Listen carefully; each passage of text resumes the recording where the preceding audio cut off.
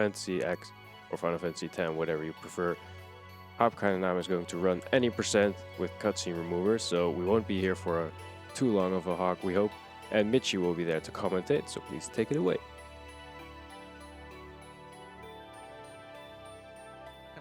The nameless German dude. With me, I have Mitchie. We're both fairly noobs in this game community, so I hope that the runners who actually know more about the game won't burn us alive after what we pull off here today. Thank you, dude. I appreciate it. I mean, we both know we're not the greatest in this game. But we'll still try our best. We'll still try to have a good time, show what the game is capable of, without watching 6 hours of cutscene in a 9-hour run. Instead, we'll just have a 3-hour run, and let's actually start the game then. We're going to play on the standard grid. We're going to play with the original soundtrack, because it's better. And then, yeah, we're ready to start the run in 5, 4, 3, 2, 1, let's go. All right. Good luck, dude. All right, right out of the bat, we're skipping a bunch of cutscenes that aren't even there, and then we give autographs to little children. No problem. Without charging anything for it, like a real sports star would actually do. Alrighty. Titus won't tell a story this time.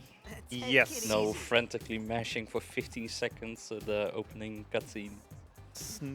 If you're here to expect the story, don't.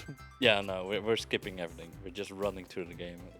So, just to already explain, cutscene skip remover, pretty self-explanatory, but we'll explain it anyway, is a custom mod that the Final Fantasy X speedrun community made, which, well, does what it says. It skips most of the cutscenes in the game that are usually not skippable, tries to keep all the gameplay elements in between them, though, still, so that basically you just have the exact same run as in any percent, just without 6 hours of just mashing X to skip dialogue during cutscenes.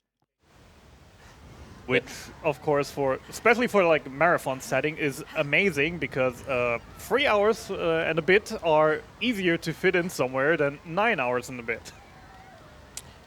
Right, so, yeah, this is Titus. Titus is in Xenakant, and he is the star player of the Xenakant Apes. Except a big monster, giant whale, just destroyed the entire city. And these are like his spawn, his little alien monsters. So that's one useless crit. So. That's off to a good start. That's two already.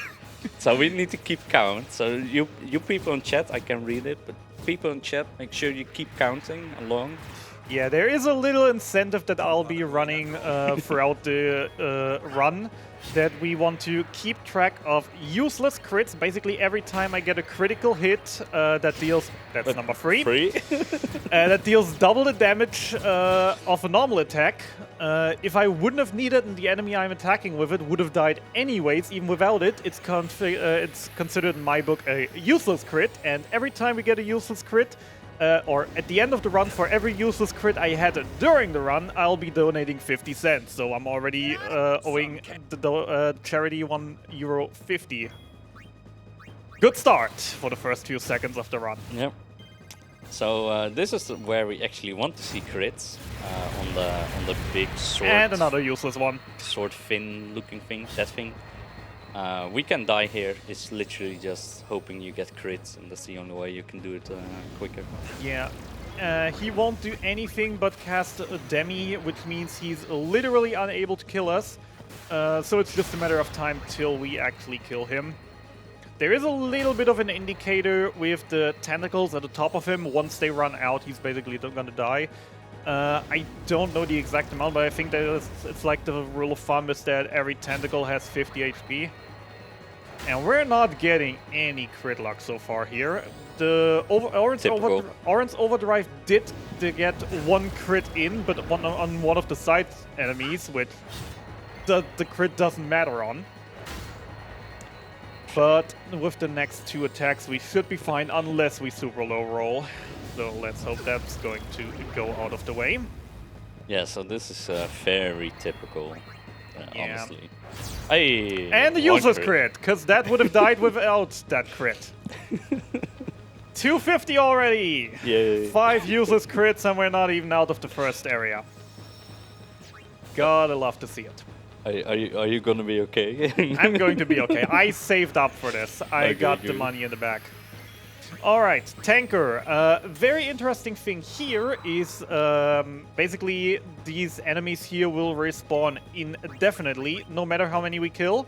So what we want to do here is just skip a few turns in order to trigger an event where Titus notices, hey, there's this tanker. If we could just destroy it and then blow it up, etc., etc., we could get out of here. And also, this fight just went nearly perfect. 2 extra attacks, that's not too bad actually. Also, we basically just hit ourselves and switched our weapon equipment so we can just destroy this tanker in 3 hits. Usually what you're supposed to do is actually kill some enemies in between. And then you'll, at some point, Orange just is like, yeah, this isn't going anywhere, just hit that tanker. And then you need 5 hits for it, but due to us doing other things, this Titus is like, there's a tanker, hit it. Hit it 3 times and it's destroyed. Time save. And this was sort of like the first, I'd like to call it like a puzzle boss fight, if you will, mini boss fight or whatever, where you will see that a lot during this game, that every character that we will get has like a special role or class essentially, right? You got your black mage, you got your healer, you got your heavy hitter, your light hitter, etc. So, but for certain enemies, they can only be hit by, for example, a mage or Titus. Titus, for example, can hit the really fast walking enemies. Later on, we will get a guy with a ball that can hit other flying enemies, etc. So a lot of the boss fights and also normal fights later on, it really incentivizes you to switch your characters out and stuff. And it's actually really it's slightly different from earlier Final Fantasy titles, most of them anyway. But it's done in a really cool way. So. We will see later on that menuing becomes really important if you want to be good at this game. Especially with the actually using different characters. This is not a useless crit. 6. The using characters is actually also really wanted by the game, because usually when you think of an RPG, it's like, okay, I kill an enemy gives experience. If I have multiple party members, that experience gets split between party members. Well, the thing is, for Final Fantasy X is every enemy will give a certain amount of experience drops, and will give that experience to every single character who got an action in this fight, basically multiplying the outcome of the fight up to 7 times. If you just use every of the 7 main characters, if only just 1 turn, doesn't matter what you do that turn. If it's defending, weapon swatting, actually attacking, doing anything. It's gonna be difficult to actually keep track of the story in the What game. story? There is no story in this game. Because we basically already skipped like 25 minutes of cutscenes, dialogues. And how long have we skipped by now? The boss that we're about to fight is usually without cutscene remover is about 25 minutes into the run. Yeah. So yeah, it's so basically the big whale that I mentioned earlier, he destroyed the entirety of the city. Xenakant had completely gone, and Oren was nice enough to do with the red jacket just now. He was nice enough to toss us to whale, and the whale sucked us up. Now we're in this different world. Hey, you use full crit. Actual good crit, nice. They exist. So Titus right now, he's being hunted by all these monsters, and he has no idea how to fight them. He literally just got that sword from Oren as a gift from his father, from Titus, his father, and yeah, he's trying to survive right now. Now this person, the question mark, question mark, question mark, question mark, she walked in and she's gonna help Titus kill this boss. Let's go, got the 2 nades. Nice. So another thing also is, we basically just got a tutorial on how to steal from enemies and how to use items and tools. Basically how stealing also works in this game. The first steal is always 100% chance to steal something. Then if you stole successfully, you have a 50% chance to steal something. If you then steal successfully, you have a 25%, and so on. So actually getting 2 steals is kind of a bit of RNG, and having 3 grenades leaving that fight is important, because in a little bit we're gonna find another boss where we want to have 6 grenades. So having 3 already is pretty good, because we will face 3 to 4 more enemies on the way to the boss that we also can each steal a grenade from. So this question mark lady has decided, along with her mates, that don't speak Titus his language, that Titus needs to work for food. So Titus needs to dive underwater, because that's the only thing he's good at. Considering he's playing blitzball, which is essentially like a football, rugby, underwater sort of. Sport. It's sports ball. But yeah, he can dive underwater for an extremely long amount of time. Yeah, blitzball players have somehow just mastered their body control to a point where they can just say, hey, my body can survive for 10 minutes without water while doing extreme sports movements underwater. Yeah, getting tackled and everything, no problem. So that's very interesting. So yeah, we entered the ruins, healed up a little bit. Up front here, we'll get another encounter with 2 more pairs of piranhas. We're basically here trying to reenact this facility that we have no idea what it is, except we do, because we speedrunners, we have seen this all before. Ooh, the rare steel. That's nice.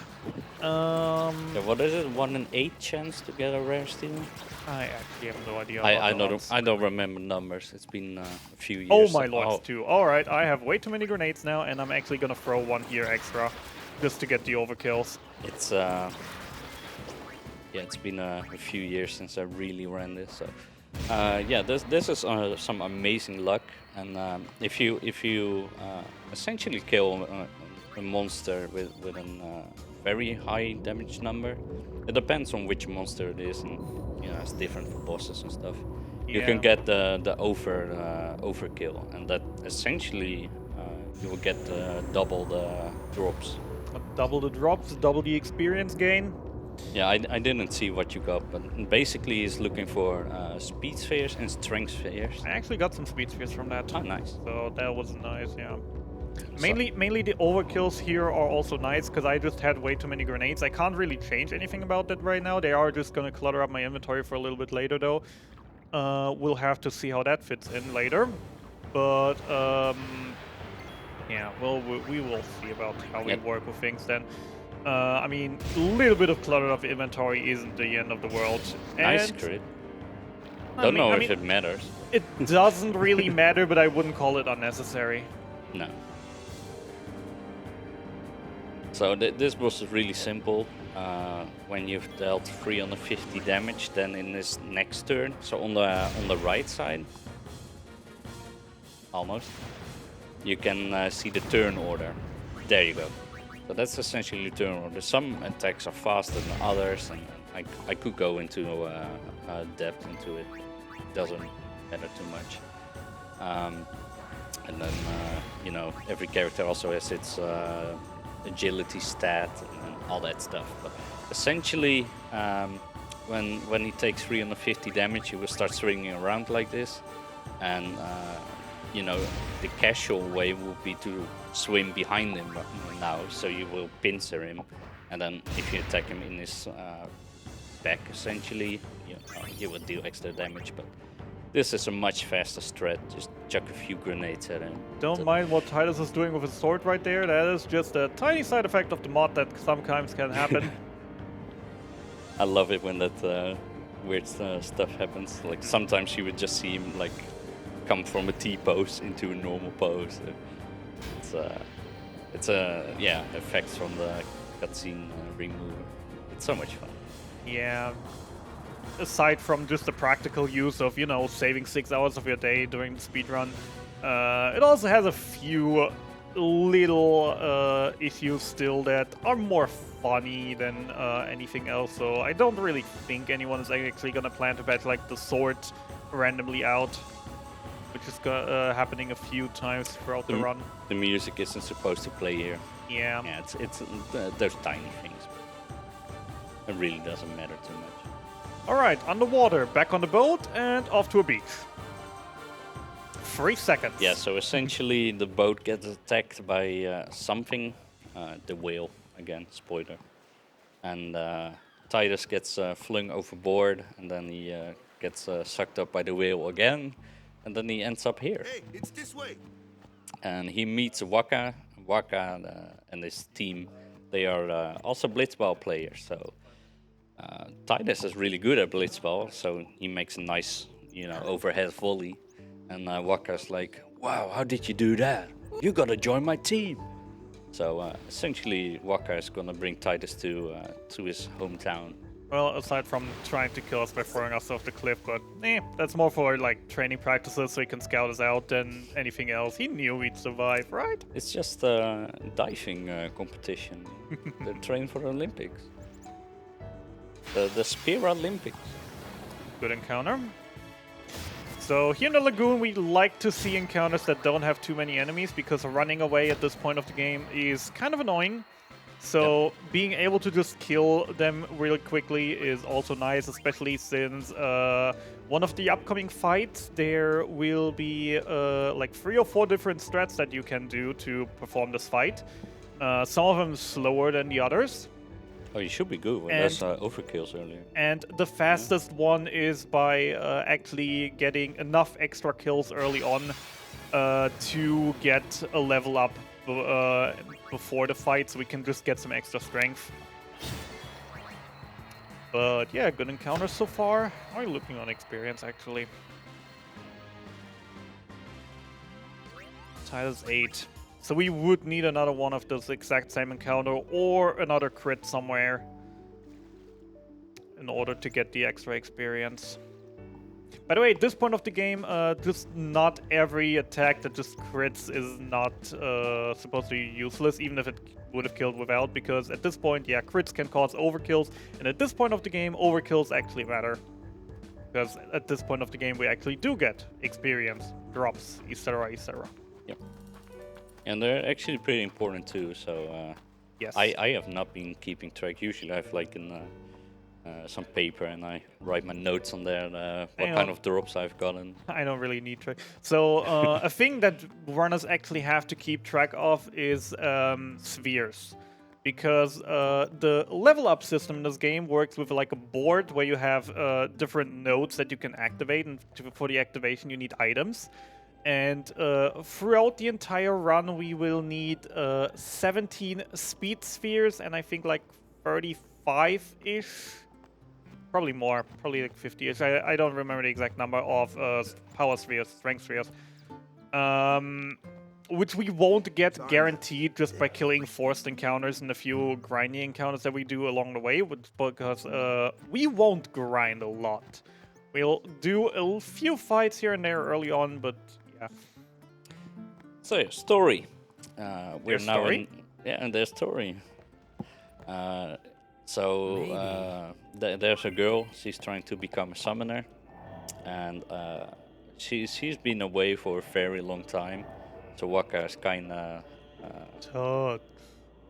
scared for her, basically, because it can actually be really dangerous to become a summoner. And but Waka knows that you're not allowed to enter the temple just like that. Oh. And Titus, being the complete child that he is, he's like, nah, I would just go in. Screw you guys. Yep. And and immediately turns into Titus, toucher of things. Yeah, so you know, he's like a kid. He doesn't think, you know, he doesn't have any long-term. I mean, he basically is in a different country with a different religion that he has absolutely no clue about, but just wants to do like the right thing. Because yeah, it's dangerous. We gotta help him. Just because the rules say we are not allowed to help him, we can't let him die. So let's go help him. So these temples are atrocious. Titus apparently only has one hand that he can use because he can only carry one ball at a time. And basically, they're all puzzles. You know, put the right ball in the right slot, and then the door opens up. It's really like, especially the earlier ones, they're really boring. And some of the movement is kind of weird. Like for example, these pedestals. He needs to push it in now into the shiny spot. But sometimes you can walk against it and it will just not, it will not take, you know, or Titus will slid off or whatever. And other times you're like, no, I don't know. You're like, I'm pretty sure I wasn't right in front of it, and then he just slides right in the spot and he starts pushing. It's so annoying. I really dislike these temples. It's easily especially the last one, or the last two ones, they are I personally enjoy them because puzzles are fun. Generally saying, though, they can get annoying, especially when you have to do them 200 times a day. So, yeah, we got into the Summoner. What is that? Is it Summoner Sanctum? I don't know. Basically, the final room of the temple. Yuna came out in a cutscene, and she fell down the stairs. But Kimari, the big blue tiger-looking dude, he caught her. It's actually a really nice FMV. It's a shame that. I think it's a shame we're skipping them, but yeah. We don't want to run for 10 hours. It is a shame, but yeah, as we mentioned, we don't want to see cutscenes. So we're about to leave the island, but before we do, we go head back into the village and then talk to the shop owner and then the dog. The shop owner tells us the dog dug something up, and then we talk to the dog and just get a super powerful powerful attack for our new Pokemon that we just got. Yeah. So because at this point, we're basically playing Pokemon. Yeah. Yuna, she got her summon, her Pokemon. Crit. And it's actually essential that we get that new ability. It's completely missable, and then only, you know, in the end game you can actually grab it. That will be the end of the speedrun, essentially. Alright, we're not gonna do the easiest threat for the next boss. This means I actually have to do things that I dislike, which are math. So, we don't have enough experience. We will get another fight here, which gives us another 2 experience, but we're 2 experience short to actually get the level up. So, we're coming up to the next fight. The next fight is against Kimari. Kimari is a pretty annoying one because he hits hard, he hits fast, and he is basically a damage range. So, there are different ways to beat him at this point. Either I can get lucky and dodge 2 of his attacks. I can get lucky and get a crit on him. If one of those happens, then it's basically just a free fight and I just keep attacking till he's done. If that doesn't happen, then I actually have to count my damage, that I need an average of 125 damage a hit. So I actually will end up basically point perfect killing him on the last hit. Or if I am low on that damage, then, well, I gotta bite in the sour apple and actually get a heal, watch 2 more of his attacks. So let's see what we get. Just crit him 3 times. -6, 1 dodge. -10.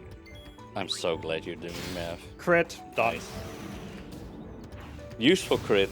We're not counting that one. Yep. So how many useless crits do we have? It was 16, right, chat? Right?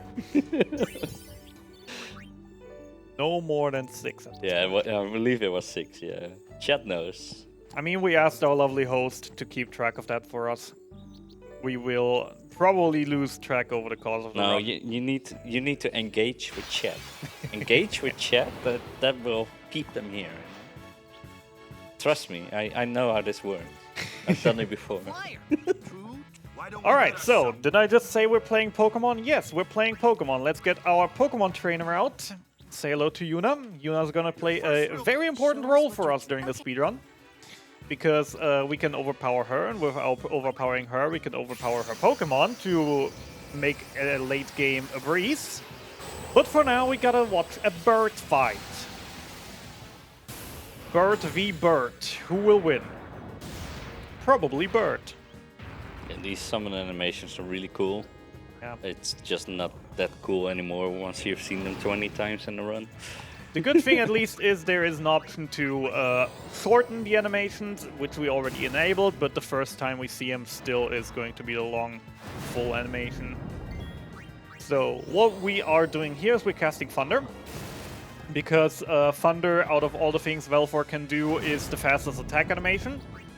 We will need 6 hits with it to kill the bird, and meanwhile fill out the little yellow bar under our health bar. Which is the overdrive bar, which we didn't really interact with earlier. Basically just super special attacks that we can only use once these bars are full. And our goal for this fight actually is to just fill this bar up so that we can just unload it on the next boss to kill it in... Well, not in one hit. We already pre-damaged the build a few good times, but you know what I mean. So, small menu I have to do here, very important. I have to actually change my character formation and take Walker out of the party. Also, since I now have the levels, I will do the first menu with Titus. Teach him how he cheers and give him some extra strength. Nice. Because more damage is nice, and cheering is an ability that will increase our attack and defense of all active party members by a little bit. Most difficult menu done. GG. Alright, I wish. So, this is another tutorial fight where usually we would learn how to use abilities, but since we took Walker manually out of the party, he ain't here, he can't use his ability, and we can just run away, skipping basically the tutorial. And nice. come on, Lulu. It's always Lulu, I swear. Always Lulu. There we go. Alrighty then, before the end of the screen we will have another one forced encounter, and then we're basically done with this area and can move on to the next boss already. Yay! Yeah, especially the early game in this game is very tutorial heavy. But there are a lot of like mechanics, for example switching your characters to deal with the different enemies. So for example earlier we saw that Titus tried to whack the flan and he dealt like 15 damage or whatever. Yeah, he will not be able to kill the flan at all. So you need to either you have Lulu in or you swap Lulu in. Then Lulu All can, reminder, this is 10, I can't jump down here. and, Yeah, I always gotta remind myself of yeah. that, because I also run Final Fantasy X-2, and we also come across that area, but in Final Fantasy X-2 we have a jump button, and I could just jump down the ledge over there, and I always gotta remind my game, wait, what game am I playing again? Can I jump down here? Can I not? I don't know why you would speedrun 10-2 though. Because it's fun. It's essentially intro cutscene simulator. What can I do for you? Alrighty, going to the crowd, talking to Walker, going back to Yuna, and we're going into the next boss battle against the Sinfin. We're gonna fight the fin of the giant whale. Yeah, so we're on a boat. Yuna wants to visit more temples. Yeah, some glitchy stuff there. Yuna wants to visit all the temples so she can collect more Pokemon. And Titus is like, well, I don't have anything else to do, so I might as well join you guys. And maybe, you know, eventually they will reach a city where they play Blitzball. And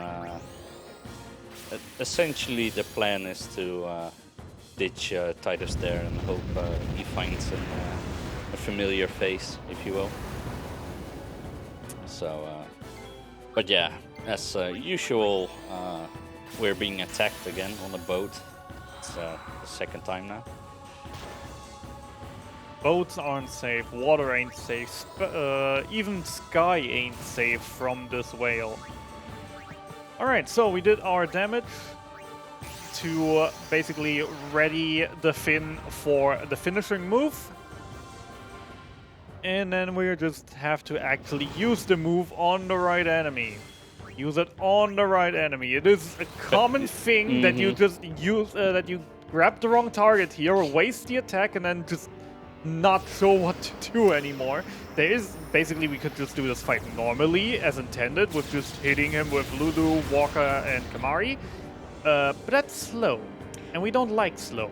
And especially on the HD version, and maybe only PC. I don't know how it is for PlayStation 3 and 4, because I haven't played Final Fantasy X on those systems. But the menu is slightly delayed, so you really want to, take that extra tenth of a second to make sure you switch your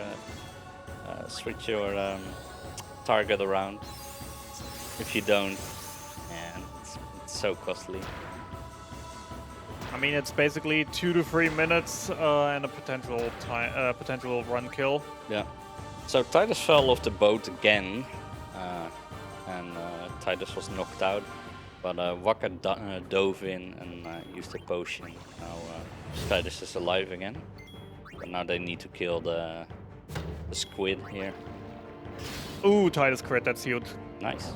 Titus crit in this fight actually is very important because due to the turn order of this fight, we basically either have to do 2 attacks, but basically I can now finish the fight 2 attacks earlier due to the Titus crit. I am allowed to do that by either, actually, not liking my health. I hope he doesn't target Titus now. This actually could be, okay, he dodged. Nice. So I hope I counted my damage correctly, because this should be now the kill. Due to me having the crit, I'm allowed to already do this, and he's not dead. Great. Alright, small mistake on my part. That's a useless crit. That's 7.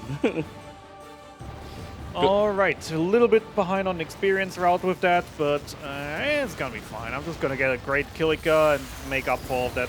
Now we're actually coming also to drop lock. There is most common to drop 2 items here, and we got a water ball in a row. Okay.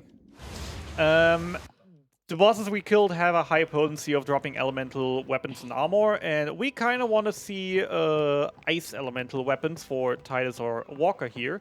Well, we got a water ball, which is neither ice nor any help. But that's fine.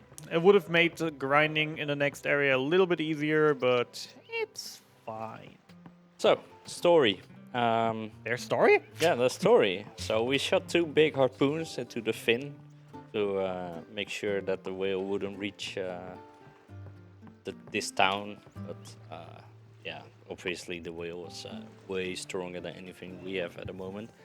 So the whale completely destroyed the town, murdered everyone, and yeah, we just leave the town and all the people to their problem. No, I'm kidding. No, so one of the things that Yuna does as a summoner is make sure that she sends the spirits of all the dead to heaven, I suppose, to whatever is heaven in this game. So she performs the sending, and if she wouldn't do that, or no other summoner would do that, the souls of the dead people will haunt, this world and turn into fiends. So basically, all the monsters that we're fighting are dead people. So I hope you like that idea. Right, Lulu out, give him the scout with the ice strike, and menu for Titus to get speed and flee. How many speed do I have? 5, that is good already. Means I need 12 more for the rest of the run, and I might actually hopefully be able to get that before we leave this area. Because this area we're actually going to do a little bit of grinding, and most enemies we want to kill here will drop speed spheres. We need some experience here to grow to just go on, and I hope I get a good encounter now because we still have to do something. Okay, good. That's good. That's good. Bees are good. That was defend, summon, Velfor. Wait, B element, yeah. Boost Thunder Water. Boost Thunder Water. Please So what we want to fight do with us. here right now is we want to make sure that the Velfor will get full overdrive before the next boss battle. I should open up the notes too. I got too many other tabs open. Then we Thunder the Bee, and then we Water the Elemental, and then we hope again for Drop Lock RNGs. Because when we now kill this Thunder Elemental enemy, we might be actually able to get a Thunder Elemental weapon, which if we get one for Titus or Walker would be huge. No weapons, that's fine. Where are the notes? Send them to you on WhatsApp. Yeah, I got it. I'm just a boomer that doesn't know how his phone works. I'm that's- old. That's 2 more speed spheres that we got also from that fight, so we're at 7 out of 17. And next boss fight. Easy setup, hard setup, easy setup, good. Bonk!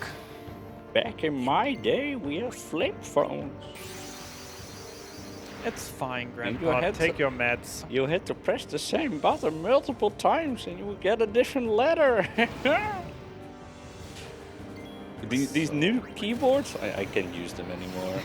I wish I just had, you know, the 9 digits and... Oh man. Those were the days.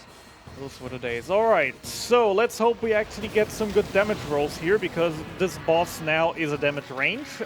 We can kill him in either 4 or 5 hits, depending on how high or low we roll our damage. Of course, if we roll it high and get it done in 4, that's faster than doing it in 5. So we just hope we get a little bit lucky here on that.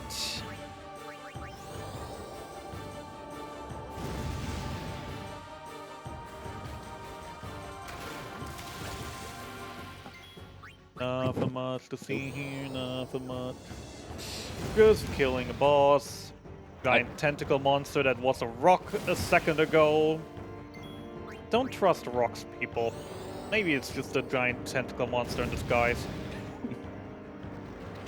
Okay, if you- okay, buddy. If you should learn anything from watching the speedrun, it's that.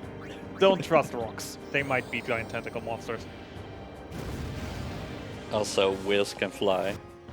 Also, yeah, rolls were good enough. We got a weapon drop, which is kind of nice because the weapons this boss drops have a pretty decent sell value.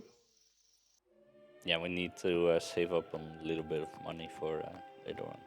It's usually not a big deal. It's not a big deal, but since we will have to sell a few things, it's nice to know that you have a few things that are worth a bit more than other things. So you can just sell the more valuable things instead of selling a bunch of the low value things. So, second temple.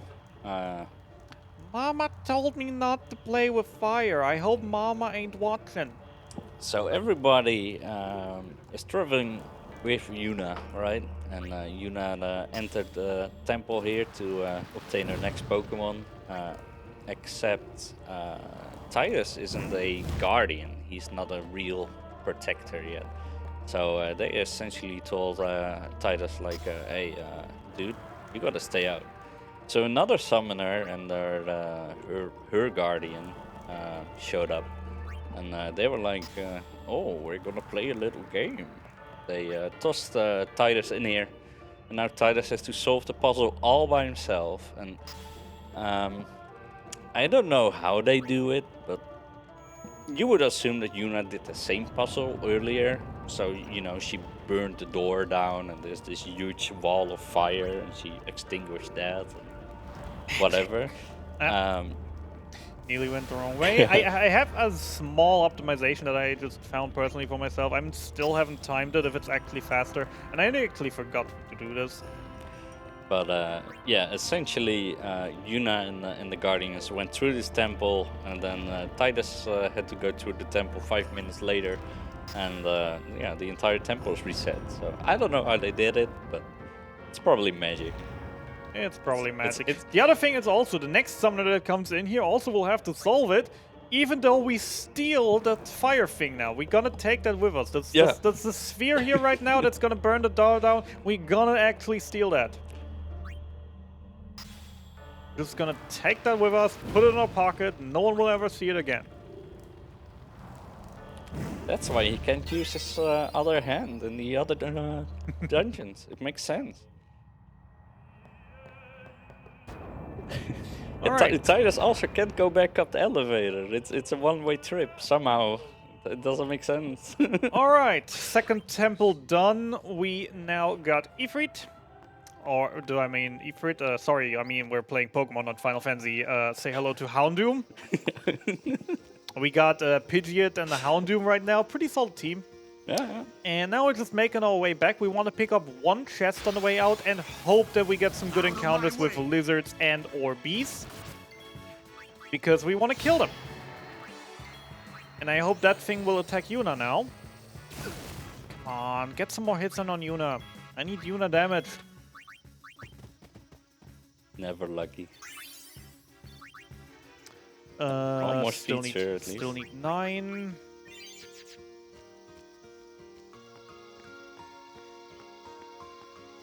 Yeah, so there's this one hidden chest here with a Lux sphere in it. Nice. Yeah, you basically collect that one for almost end game. It's mid game. Then again, in cutscene removal terms, it is like literally two thirds of the game. Yeah. That's 3. Still need 6. Can I get the exact same encounter 2 more times on the way out? That would be perfect. Preemptive is Ew. good. Yeah, but not on this encounter. I could use the I could have attacked the beast, but this encounter is terrible to take. And again, with the preemptive, I probably should have at least killed one of the bees. Whatever, I'm out of there now. All on Yuna, all on Yuna. Yes, hit Yuna. Yes, hit Yuna. That's not Yuna. That's fine, we're making progress, So, maybe also... Ooh, nice crit. That's an important crit. That's gonna be an extra sphere. Let's hope he actually drops speed spheres here. The reason I want them to hit Yuna is, well, their overdrive charges by them taking damage. And in a little while, there will be a boss fight that we can actually make faster if we have Yuna on full overdrive. But it's no guarantee to get her to full overdrive. Also, 2 more speed spheres, maybe? No? Okay. And the overdrive is the yellow bar that fills up underneath the HP in the bottom right. So it's essentially, you know, limit break from Final Fantasy VII. Alright, A and little bit different. And the mental note, we left Kilika collecting... Wait, I'm 2 sword, that means I'm 15, that means I collected 10. Ooh, that's like not sounding... I mean, okay, 10 is still... But someday, 10 sweet tears are still good. I still need 2 more for the rest of the run, shouldn't be a problem. Owaka wants some money, so Money. we just give him some money. Yeah, just a random merchant asking us for money, and we give him some, so we actually later get a discount from him. Also, ladies and gentlemen, say hello to the hardest mini game in existence. You wouldn't be able to see how hard this is. Like, I'm now doing this on you can't do it, kid. as fast as I can. You can't do it, kid. You're out of your league. You can't do it, kid. Did I make it? Did I make it?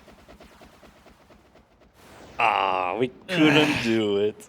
This minigame is just too hard. Aye. No one could ever input these buttons faster than this. Totally not. Yeah.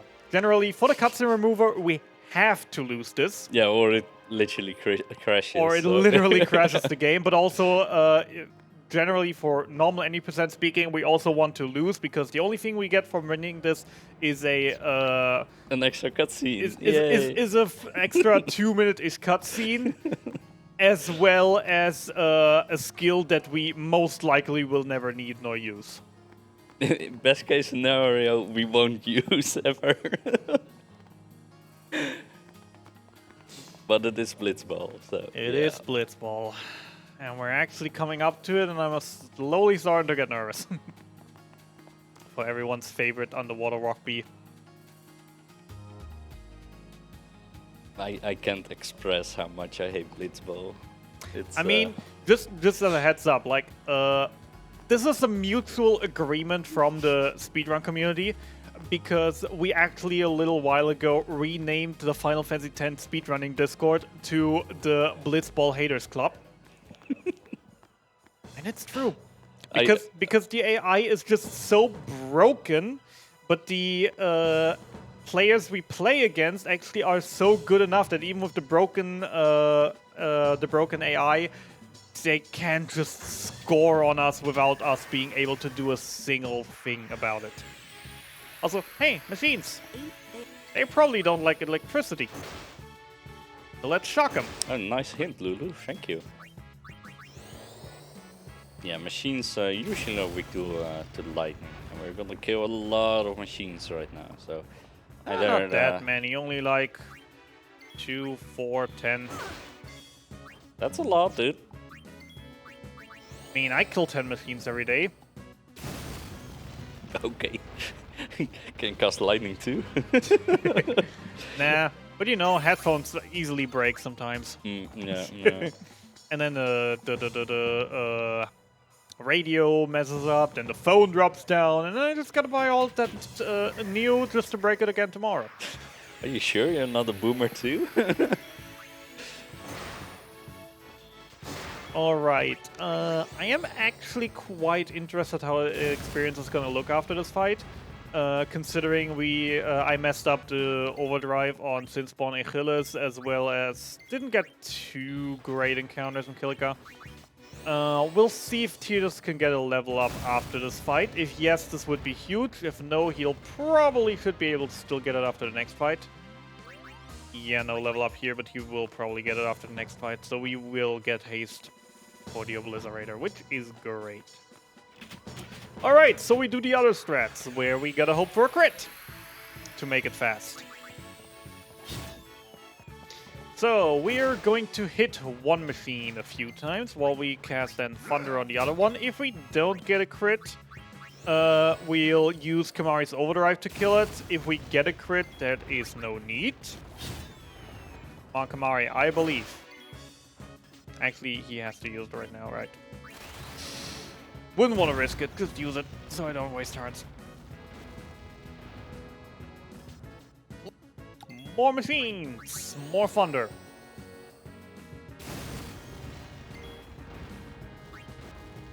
This time we defend because there is literally nothing we can do. Also, this will improve our turn order for the next fight.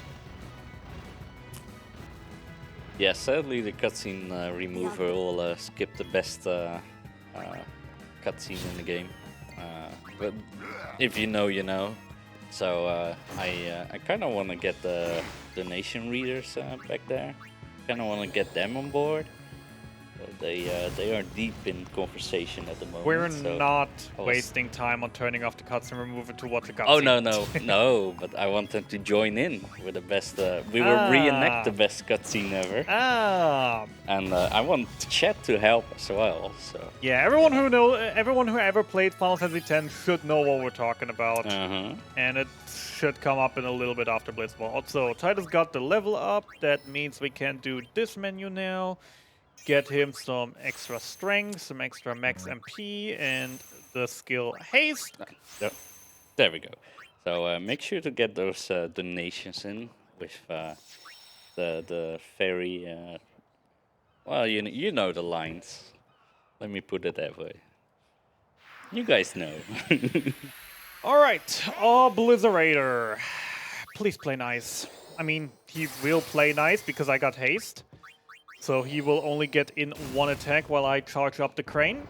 Yeah, so this is another one of these like puzzle boss fights where we have to attack the crane now with the Thunder spell. Because if we don't, then the boss fight is actually long, tedious, and somewhat dangerous, I suppose. It's not that bad. The main thing is just that he likes to counter everything you do with either silence or lined. so it's tedious. But now you use Thunder 3 times, and you can see the crane is active. It's fully charged, and it's by one press of the button, the crane knows what to do. So that's amazing, and it picks up the boss that was just standing there, and it rips its head off, Yeah. and it tosses it in the ocean.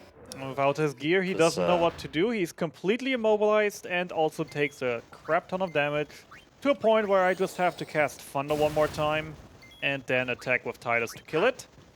And now's the big question. Drop. Yeah, Drop. what do we get? Drop. No. Metal shield.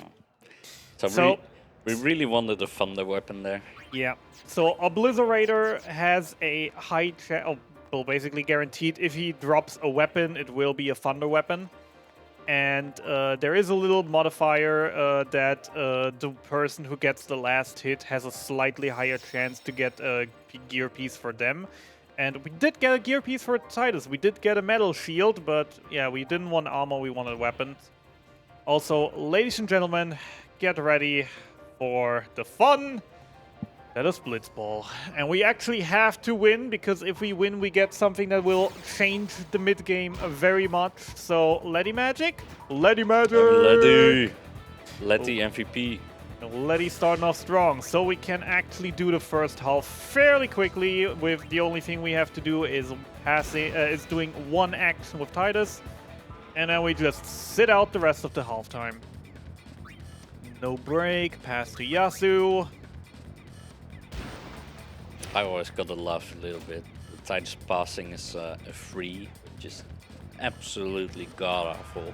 Yep. He could throw the ball like 5 meters before it just flies away. So watch every NPC on the map just running circles. This is a bug we're abusing right now. With us literally standing in the goal, the game doesn't know what to do because it thinks, well, the ball's in the goal, so that should be a goal. That should be a new blitz off. That should be whatever. So the NPCs also don't know what to do. They will frequently change formation still, but they should, in theory, never get able to do anything with us.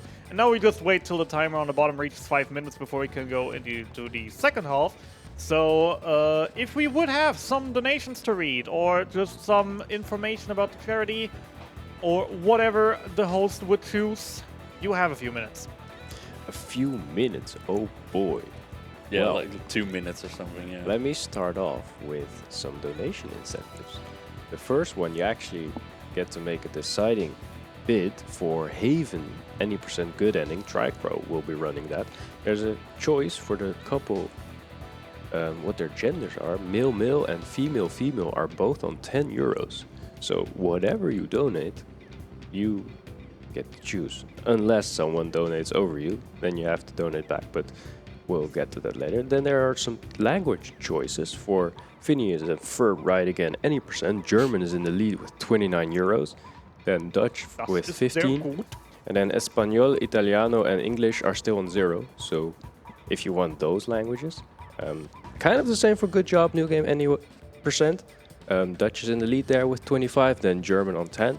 Then Spanish, Korean, Japanese, Italian, French, and English are other options for your liking. Maybe you could like some Korean on there. Maybe to confuse the runner, who knows. How many minutes do we still have? We have about 30 more seconds, but that is probably something that we can cover as well. So, yeah, as soon as the timer hits 5 minutes, it'll be the halftime. Everyone will get a bit of experience based on the actions they performed. And Titus is only 1 experience points away. Also, the goals are just playing great, Baba. Real great. They didn't have the ball once and were just swimming circles the entire game, but they were playing really great. So yeah, Titus was only 1 ability point away from level 3. Level 3 allows him now to have a ability slot, which is filled with the Sphere Shot, which is basically just a super powerful shot that, if performed right, won't do anything, and that's Graf. That's bad. So Graf is mean. He is extremely overpowered. He's good at everything, and our team is absolutely atrocious. They're so bad. Okay. Abyss, I like Abyss. Abyss is better than Bigson. Yeah. I got some nicknames that I made up for all these guys, and I'm not gonna repeat them on stream. Ooh. Oh, that's not good. Get the ball. Oh, touch. Can't block it. Keeper, keeper! No! Oh no! All right, 2-1 strats it is. Oh no! 2-1 strats it is. Let's hope I at least get the blitz off Skip then. We didn't bless keeper hard enough. Yeah, It's all our fault. that's a great start to things. All right, so we're in the back, but that's not a problem yet, and he's doing the thing. Why are you doing the thing, Graf? Actually, how am I gonna deal with this? Yasu terrain? I could Yasu train, but I need to actually score in this half. Yeah. So I probably will just try to lure away Borgetta a little. Titus! Swim! This is gonna be so bad on all different levels, and I have to do this, or basically just accept the loss already. And oh boy. Uh-oh. Yeah, I have a teeny tiny chance that she won't get the hand on the ball. No. Alright, at this point I probably will have to deal with blitz loss strats. Unless... Bulgarda goes for the goal? Oh, no. Dang. Sometimes Bulgarda is kinda weird, where she has a one in shooting, right? She's a pure defender. She does nothing else. But sometimes she just goes on the dribble, Come on, and then Titus, from crit, mid crit. court she's like, yeah, I'm gonna shoot right now, and I will score, and she won't. Chuckle, I'm in danger. Yeah, this is not good. That's okay. He's passing to Bulgarda. Okay, buddy. Or Graf. I mean, Buddy is a different character. What are the goers doing? That is an excellent question that I have absolutely no answer for. Yeah, so this. Oh my, that's not good. Keeper. Nope. Dude. Alright, officially blitz lost strats. Oh, this is gonna be mad. Okay, so generally what we wanted to do was win this game.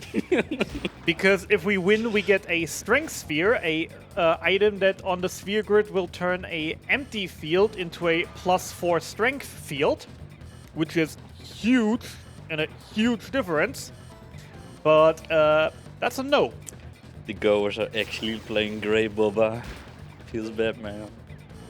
And then I'm not even getting Letty, so he's gonna waste more of my time. Yeah, this is about as bad as it could be. There's really not too much you can do about it. Yeah, there is a reason with, again, Blitzball Haters Club. There is a reason. Thankfully, you know, we are only an hour into the speedrun, slightly less. And not 3 hours, you know. Yeah, that is a thing. Like we mentioned, any percent. You can show some Yasu terrain. I why will not? definitely do. What? Oh, Abyss? I have no idea what that. Oh, yeah, angle. Angles. We can show some Yasu terrain. Yes, because funnily enough, our character Yasu has just barely enough speed that if we don't take the cornerings too tight, that we can just literally just swim around, get her every single enemy, and then just do that for the rest of the time until the time runs out. I So- have no idea how you people actually love Blitzball. You should all feel ashamed for yourselves. I mean, it is a good game. Just this game, this round of this game is bad. Blitzball is great. I love the Yasu terrain. Just It's so yeah, silly. AI is super dumb. And your team is just like, yep, give me the ball, give me the ball. All right, so Blitz lost strats. Gotta keep that in mind for later. Now let's get started on the attack. Yeah, so, you know, we had the Blitzball tournament. That's we won, right, chat? We won the Blitzball tournament. And, of course, the city gets attacked again, because anywhere the nice crit, good crit. Useful crit, yep. In this fight, every single crit matters, except for Walker. That was a useless crit. One more for the counter. Yeah, 7? Titus crits matter because Titus crits will always be a overkill, giving us double the amount of drops. These monsters all drop Strength Spheres, and Strength Spheres is definitely something that we're gonna end up in the end of the game short with. Good crit? Nah, useless. Was it useless? All Walker crits are useless. That's another useless crit for the counter. Let's go. I don't remember if he already attacked, so I don't know. Not really paying Yeah, no, he attention. didn't. He would normally not have killed it, but usually the turn order just works out perfectly that Walker kills, then Titus kills, then Walker kills, and Titus True. kills. So it is technically definitely useless. That Good one crit. isn't though. So we're at 8 now, I think. You guys gotta keep up in chat. Can we actually get an update on that? Is that 8? I'm pretty sure it was 18. I have 9. You Is have it 9? All right. Let's make it 10. Why not? It will happen. I will, It's just a matter of time. I will chip in too. I will.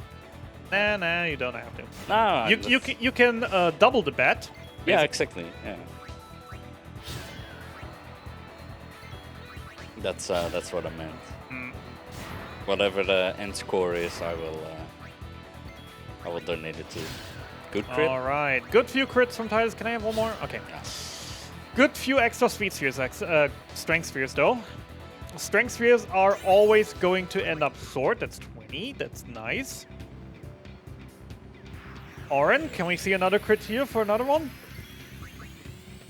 Nope. No. All right. Actually, notes. Important. Garuda. Titles less than 312. Oren less than 202. Titles less than 312. Yeah, this is all new threats. So can't really help you here. And basically, what we want to do here is we will just want to do the minimum amount of attacks required, while also kind of making sure that people stay alive. If they die, it's not a big deal, but you know, as long as we can actually prevent. Ooh, that's a nice crit. Good That's crit. a very nice crit. As long as we can actually prevent people from dying, that's good. And this bird is notorious for countering. As you can see. So the base idea is just that we want to have our heaviest hitter just hit him a few times, so we will see the least amount of potential counters, potential turns. Yes, this is indeed modded to automatically skip the cutscenes. So it skips most, if not all, the dialogue, the cutscenes, the FMVs. So for speedrunning, it's really good. Or if you, I don't know, feel like doing challenges or whatever, Fun a weapon, right? fun a weapon, fun a weapon. Right rifle, okay. So yeah, it's a relatively new mod that the speedrunning community came up with. That's about a year old by now. But yeah, Yeah, exactly. I guess a year is still relatively Yeah, new. everything newer than like 5 years ago is like new for me, dude. Like I'm old. Yeah, that's a fair Times are point. too fast for me, man. Yeah, it's a So yeah, fair these point. two chests are hidden back there, but we really need those. So. Yeah, those are actually going to be really, really important later. Yeah, in the old threads we had to talk to Oren here, but we don't need to do that anymore. Yeah, Not he- with he- cutscene. he ain't even here anymore. Yeah, exactly. Not with cutscene remover. Yeah, the main reason why we did affinity. So, fun fact: this game has an affinity system. If Titus heals a character or talks to them on the overworld, he gains affinity for that character, and there are a few cutscenes that are affinity based. That will basically, who are you most befriended with? Will actually be your friend, and And it's gone.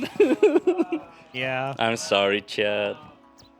no laughing allowed here. No It's- laughing We, allowed. again, I could have literally just closed down the cutscene remover because it's not a mod you apply onto the game files, but except it's just a program you run in the background. I could have just literally just closed it and still seen the cutscene, but we don't really have the 5 minutes just for a meme. Now we do. We're nearly an hour behind schedule. I know.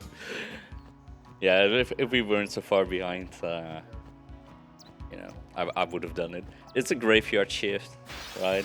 There's nobody here anyway. All right. Yes, more Yuna hitting. More Yuna hitting. If Yuna nobody hitting is great. tells, then did it really happen? You know, like the falling tree in the forest. If nobody was there, did the tree really fall or whatever?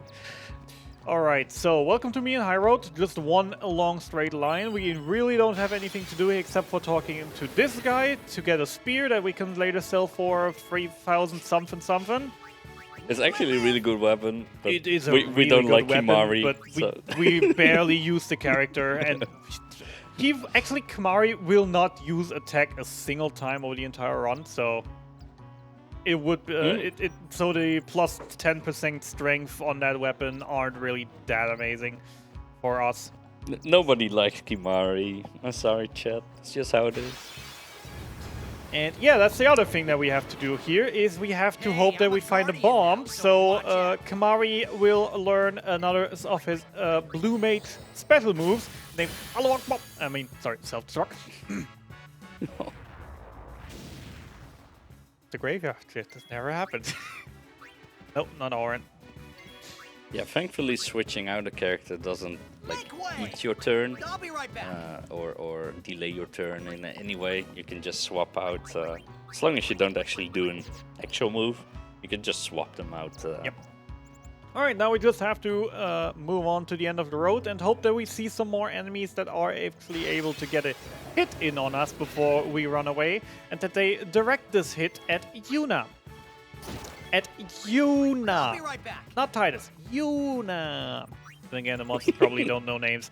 Yeah. So, because the thing is, again, we're closing in on that boss that I mentioned earlier, that we can save like 20, 30 seconds if Yuna has full overdrive. Ooh, dual horn. Dual horn, hit Yuna. Say your prayers. No? Okay. Live and let live. If Titus laughs in Final Fantasy X, but no one is there to hear it, did he really make a sound? Thank you, Chad. I love you.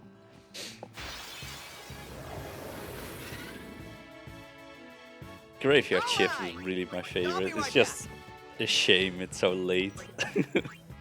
I mean, it is a shame, but it also has a good thing. Due to the run length and the delay than when we started, is the nice thing. Basically, the moment I step out of here away from the computer, breakfast at the hotel will open up. Yeah. So I'm just gonna eat 2 tons of eggs. Yeah, I gotta try the hot chocolate, not gonna lie. Free Yes. breakfast. Live and let live. Well, it's not really free, it's just Well, we included. already paid for it. It's included in the room. Yeah, exactly. We already paid for it, so it's really free.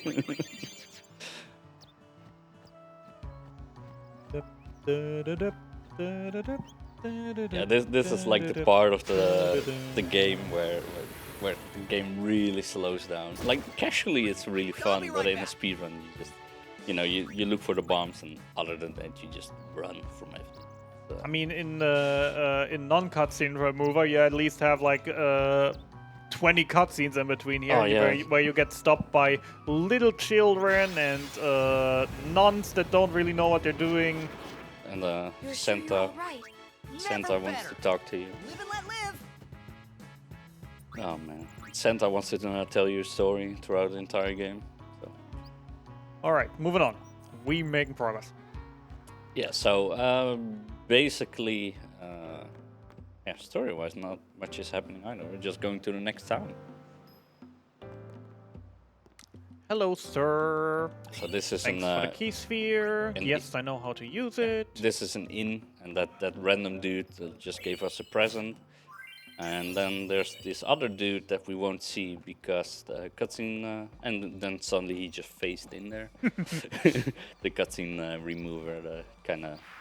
All right, next boss fight. Shukgome, hit Yuna. Hit Yuna in the face. Hit Yuna in the face. I want you to hit Yuna as hard in the face as you can. That's not Yuna.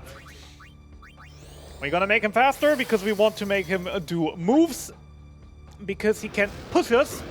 And once he pushes us 2 times, it's basically a indirect end of the fight. Waka already almost fell off. Did you see that? Yep. And that was a very good fight. Yeah, That was a nice. very good sugar eater RNG. But it's much faster to lose this fight than it is to beat him. Yep. And, You don't really get anything for beating him except for a free chocobo ride, which is kind of whatever. Also, ladies and gentlemen, welcome to Game Over Road, aka yeah. Old Road. There is one specific encounter in this area that, if it ambushes us, has a very high chance of just game overing us immediately from full health all the way to 0. Thankfully, PC version or This HD is version. this is the aforementioned encounter. uh, Just luckily, it isn't an ambush. yeah, we at least have autosave, so we don't have to worry. But on PlayStation 2, which the game recently released on, that obviously didn't have autosave. So yeah. Quality of life is great. You know, you're I don't know 4 hours into the run on, and you just Yuna. die because RNG. It's really fun. It's Yuna is one good hit away from getting fit. If we find another dual horn and the dual horn just goes before us and hits Yuna, she's full overdrive. Can we please make that happen? That's RPG speedrunning for you, I suppose. Hit her. That's Walker! Oh hey, but Walker has full overdrive, which he needs way later than Yuna. Yay! At least he got it. Ah. Alright.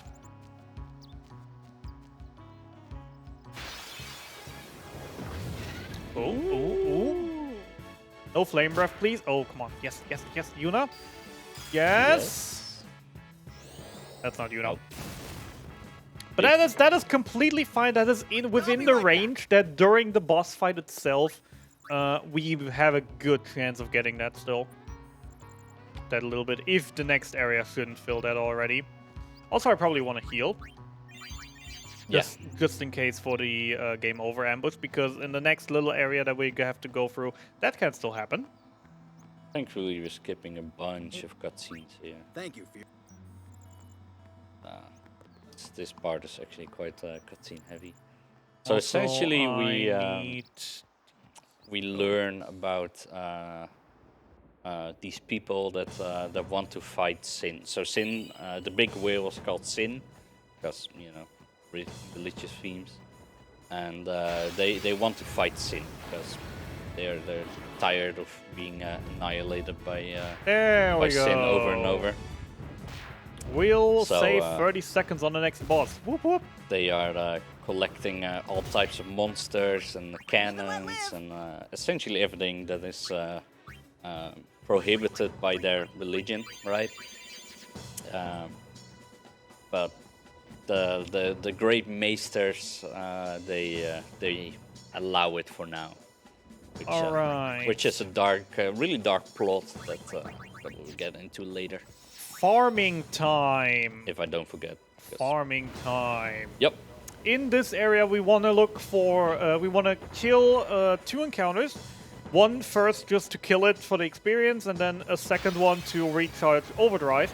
Preferably, we want to see mushrooms. So many ambushes then. That's just normal, though. Preferably, we want to see mushrooms, because in this area there are some fungus-type enemies that give a good amount of extra experience compared to everything else here. So preferably we want to see that, because if we see that, well, the grinding segment is going to be a little bit shorter. And we're speedrunners, we like it a little bit shorter. So I'm going to just take the first few encounters here, hope that I'll find one, and there he is. Very nice. No comment. Don't break any bones. Very nice. Alright, switching into Kamari, defending, and also, defend, so they all get a turn. Switch into Yuna, summon Velfor. Yeah, as we probably mentioned earlier, defending also counts as taking a turn.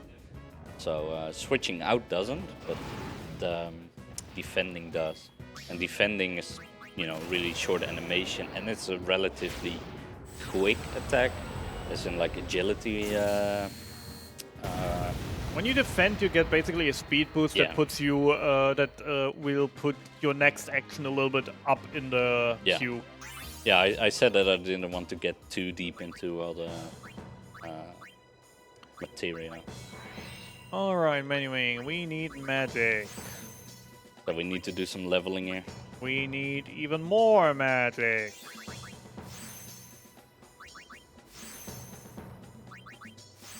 So yeah, as you can, as you can see, yeah, health, magic, strength, those are the kind of agility. Those are the kind of things that we actually want on some characters and not on others, and that also has to do with overdrive gains and turn orders and all that stuff. So the menus are really important, and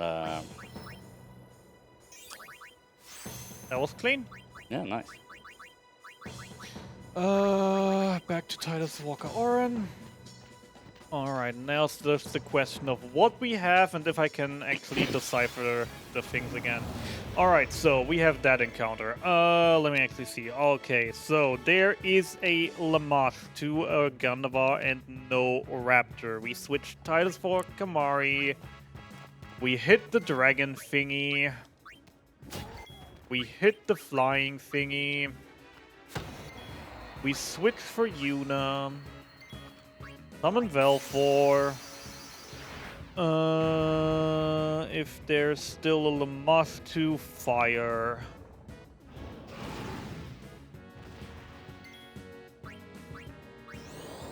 That should kill it easily. Yep. And now we just do the same thing as we did in Kilika. We're just gonna take some damage, boost, so we take more damage, but also feel more overdrive. For the next one, we will barely survive. Don't worry, this is calculated. This will never kill us, no matter what. And full. And preferably, if everything gone right, Yuna will be level 3 now. Which she isn't, so I will have to do some more. Which is fine. Let me know if you need a drink, by the way. I'm fine. Cool. I'm not. Can I please get an encounter that actually is, you know, what I want? What has the enemy in it that I need? So basically we're just fishing for enemies that we can now just kill in one hit to get the last few experience points we need for Yuna to level up. And why am I not finding a single raptor? You know what? Screw it. I'm taking the flying thingy. It is better experience than nothing.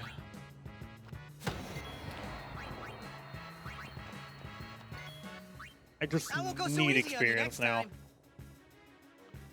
And there's the level 3. Alright, was enough. Personally, would have preferred to find a raptor. Because those drop speed spheres. And we still need 2 speed spheres for the rest of the run.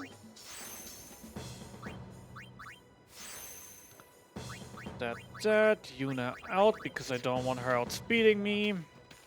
And we're done with the grinding for this area. Yay! Hey, there's a raptor now that I'm done grinding. Always.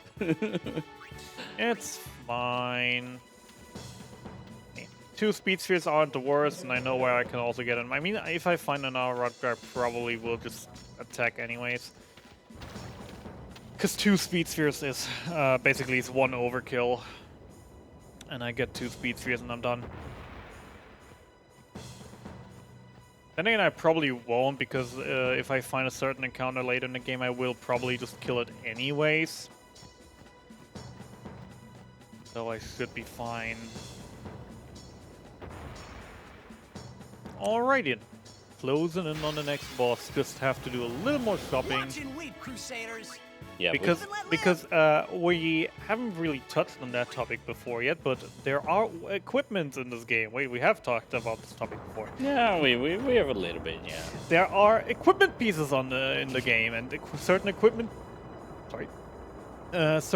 pieces come with certain effects, and we want to buy one here on the merchant that has a super important effect for the rest for a good chunk of the game for us. We're gonna buy a weapon for Orin that has the effect. That you don't get surprise attacks. Yeah, I just don't remember the name actually of it. Was it Initiative? Yeah, it was yeah. Initiative.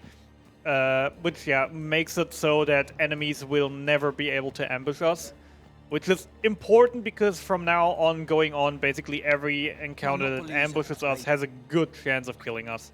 And no, I don't want to go into weapons yet. I want to go into items, sell all my high potions. Yeah, we are extremely underleveled already, and will be more and more and more underleveled. And essentially, you know, every boss fight or most boss fights are choreographed. That you know, once X happens, we know that we need to do Y, etc. So. As long as you follow the route that's established, everything will be fine. But if you know, would get ambushed by certain enemies in the overworld, you would just die because, you know, we're by far not strong enough for any of those. Alright, and so you might not be able to tell from the super dramatic music playing right now. This is a boss battle. Yeah. And yeah, we need to kill this this guy. So his two arms are essentially shields, Which we don't really care about because we're just gonna self-destruct! boom, and then he has a head on top, which uses spells, and then he has a body. I don't know, like a face and a stomach essentially. It's a bit of a weird design, this guy, but. It's casually, it's a really cool boss fight. It is a really cool boss fight with cool mechanics. But Speedrun basically, we just did the self-destruct on the body, so that's an attack that the arms can't block. And then we just summon, do this. He's gonna have a few turns now when he's gonna attack us, but he will not kill us. And he will recharge our overdrive, which we can then just use right back at him again to kill him. Yeah, like I said, most of these, or all of these fights are completely choreographed. So, if everything goes well, then, you know, essentially, if you don't screw up, then we'll be fine. Yeah, at this point, shoutouts to Mr. Tyson, who wrote the notes for this game. They are super written. To a point where everyone should be able to run this game as long as they have the capability to read. Also, this seems like a bug. Why did he not spawn with arms? That does seem interesting. Usually he should spawn with arms here again. Cutscene remover strikes again. Not that we care, because, well, we just kill him anyways, and we don't care about the arms anyways. So here's where we use Yuna's Overdrive. Yuna's Overdrive basically is just that we can summon and then transfer the Overdrive to one of the summon. So we just do this again and then we're done. Oh, the arms are actually there. They're just invisible. Interesting. Just mod things.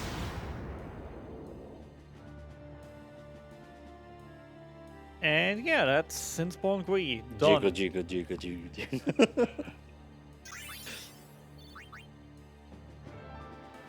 All right. Cool. So Sin. Story time. Yeah, Everyone story time. is dead. Yeah. End of story time.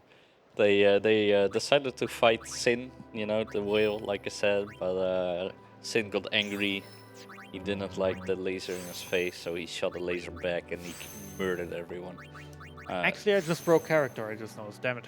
Hmm? I said story time myself, not their story in this game. The question is, were those deaths with a useless crit? I mean, for our concerns, I mean, it was definitely an overkill, but it's definitely an overkill. If it was a crit, we sadly can't say it. Then again, it does white flash out, which normally it does when crits. It white flashes a lot. It's not one of our crits, so we don't So care. how many do you want me to count that as?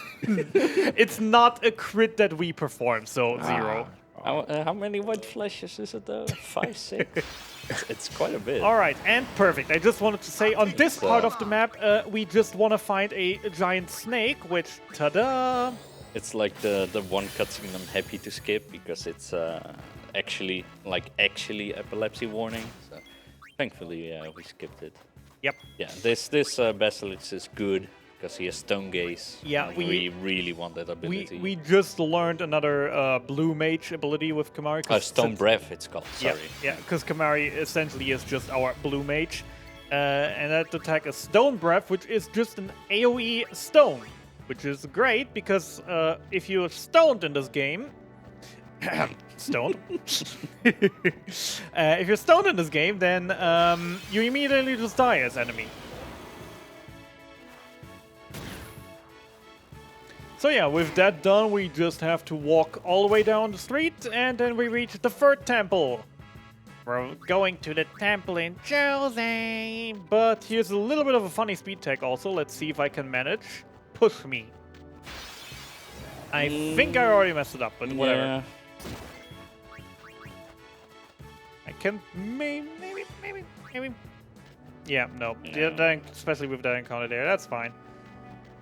It is just a little bit like basically if you angle yourself right and then move a little bit against it, you can just get pushed by the chocobo riding past, saving a few seconds.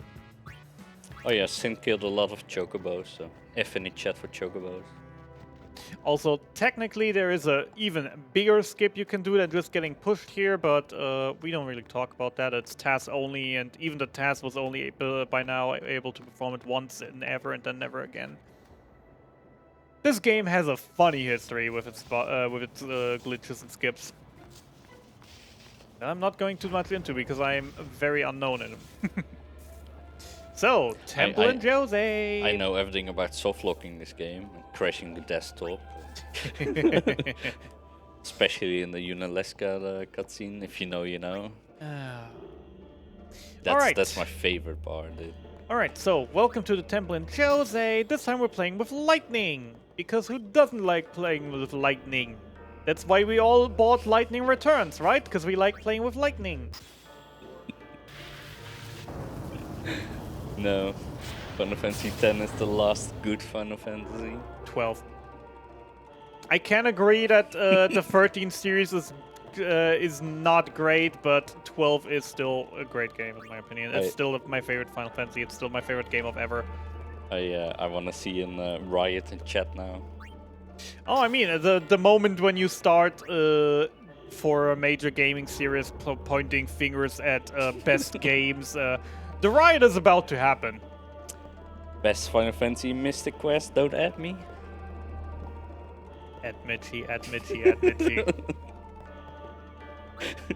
I only add you because I know you mean that as a joke because you hate that game. I hate to speedrun it, but man, it's a fun game. Just speedrunning is just awful.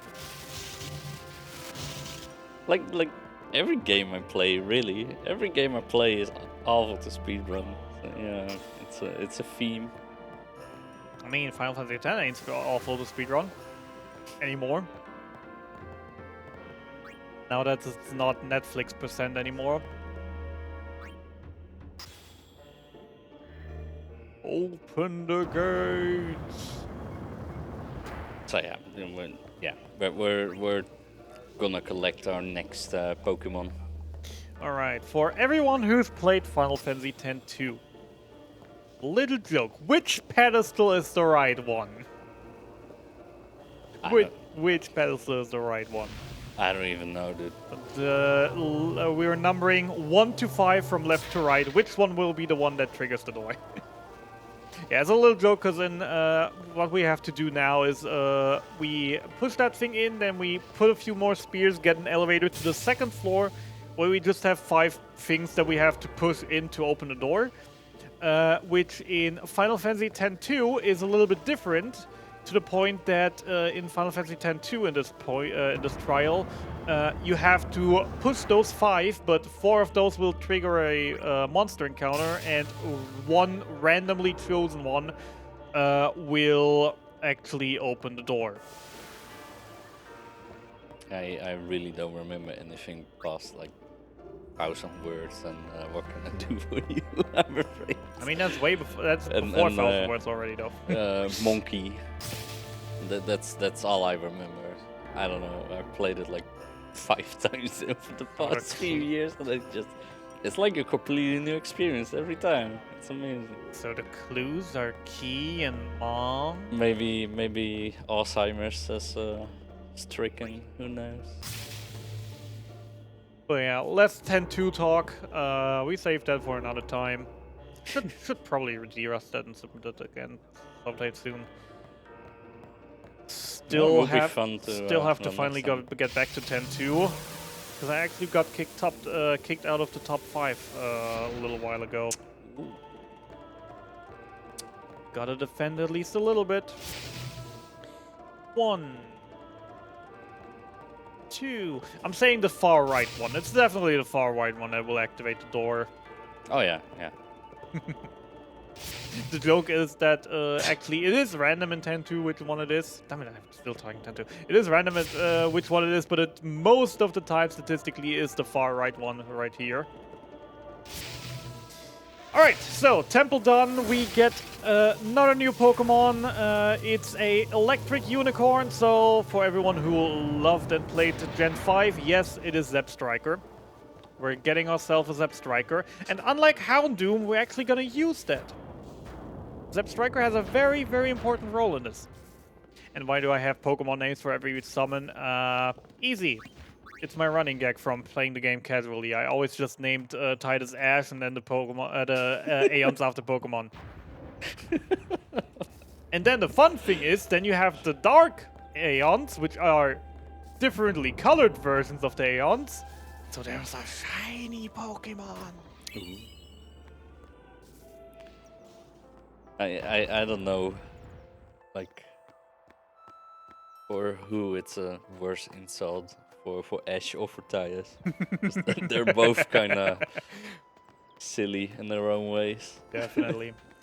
Alrighty then, on we go to the Moonflow without any thunder weapons. Sad, sad, sad.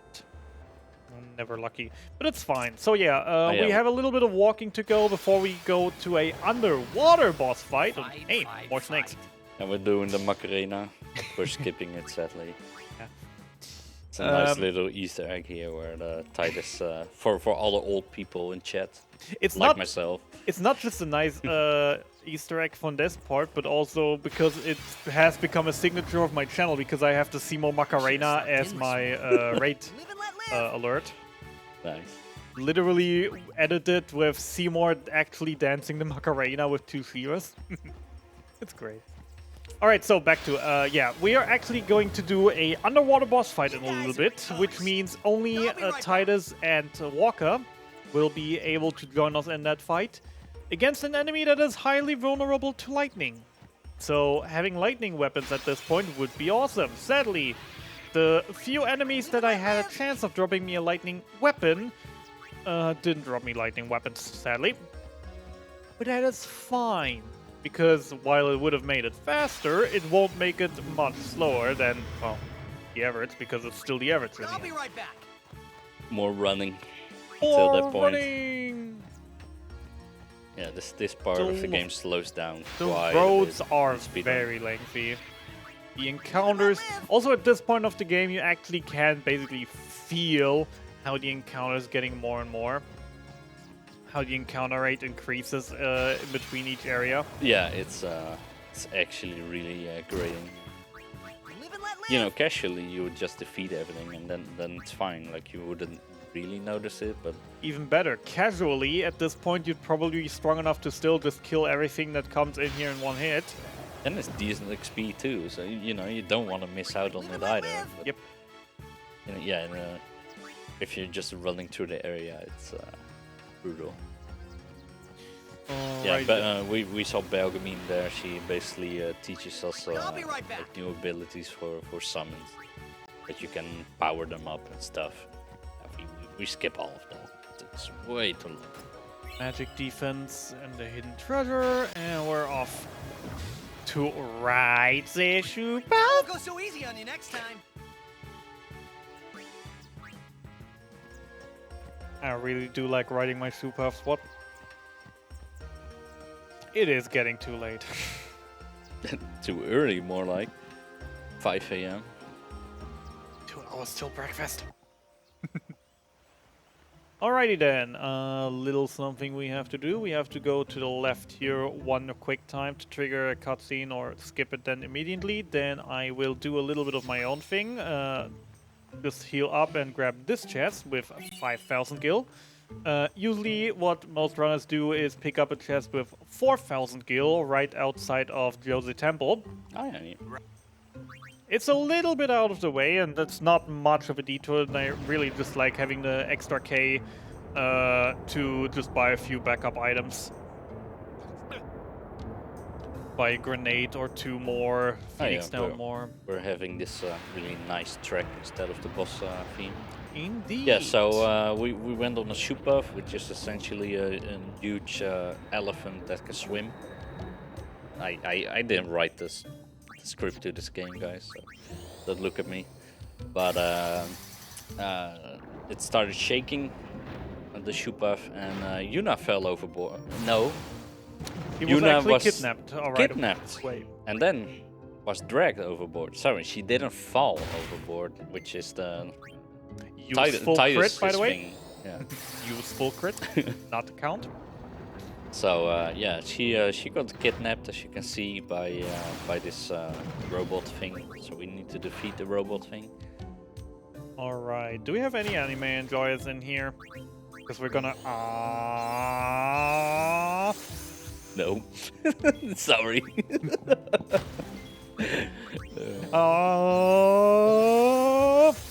And we're gonna cheer a bunch of times, 4 in total here, to raise our attack power and defense here, mainly just for the attack power because, well, we deal like no damage, and with the 4 cheers we all already do like 100 damage a hit more, which adds up really quickly. We indeed get to skip Waka being a racist. Oh well. And punch him. Now, the big question is, how good am I gonna be with my reels today? Because I'm not good with the reels. This has been like one of the most... Ooh, another crit. Another crit. Very nice. With that, I actually will probably get the overkill using the reels, if I can actually get at least 2 lightning on the reels. Alright, let's see if we can get the 2 lightnings on the reels at least. Come on, brother. Easy. Yep. Easy every time. It is just a thing, like, with the element reels, I am not used to playing still, and I'm still not using them too many times outside of the speedrun and this, because casually, all I literally do is get out of Luca, immediately get attack reels, never use any other overdrive walk ever again. Alright, Extractor defeated, Yuna rescued, Riku... Well, the interesting cutscene of the 15-year-old girl undressing with weird camera angles we sadly don't see. Please don't. Oh, a treasure chest. Please don't mention that. Wonder. It's a Japanese game after all. we didn't write our game. What's in this treasure chest? Bomb cores. I knew it. Oh my god, it's like it's always the same. What? Getting bonked a little bit here, and then I am going to actually mix the 2 ability spheres here to get some extras. Riku actually lies because she says, I'm gonna use those 2 bomb cores and mix them together with my overdrive. Nope. Yeah, we're not We gonna do don't. that. We either use 2 ability spheres to mix a frag grenade in order to get an overkill on him so we can get 2 power spheres out of this fight, or we just mix 2 potions in order to, well, get rid of our potions, because we don't want our potions anymore at this point of the game. Yeah, we really want to keep those bomb cores. That as Saves well. us grinding for a boss coming up. Well, Can you even not get the- bomb cores? You can't even get bomb No, okay, cores. they are it- actually essential. Well, not not essential, but like there would be a 25% chance on an upcoming boss to literally just not be able to defeat him, and you had to would have to re-roll and hope for different RNG. Exactly, essential. 25% will be 100% if you actually need it. Live and let live. Mitch, This isn't Ancient Cave. Yeah, we will We're learn. not. We're not talking. We're not speaking deadly here. We will talk more about math in 2 days from now. So. Oh yeah, Tuesday we both will be back racing each other. Actually, that will Yep. be a lot of fun. In a different game where yeah, Megas know math.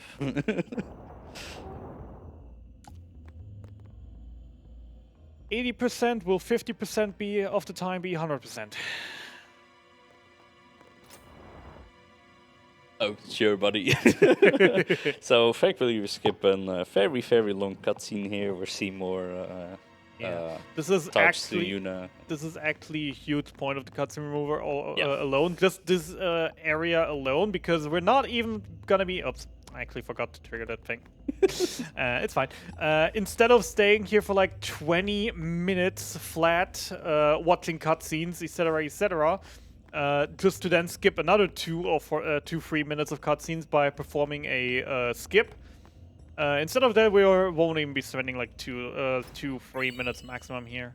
Also, we're gonna grab these lightning marbles that are nicely hidden here. That was the reason why we wanted to get rid of our potions. So these lightning marbles are now the first item in our inventory, so we won't have to actually, you know, crawl through our inventory to find them.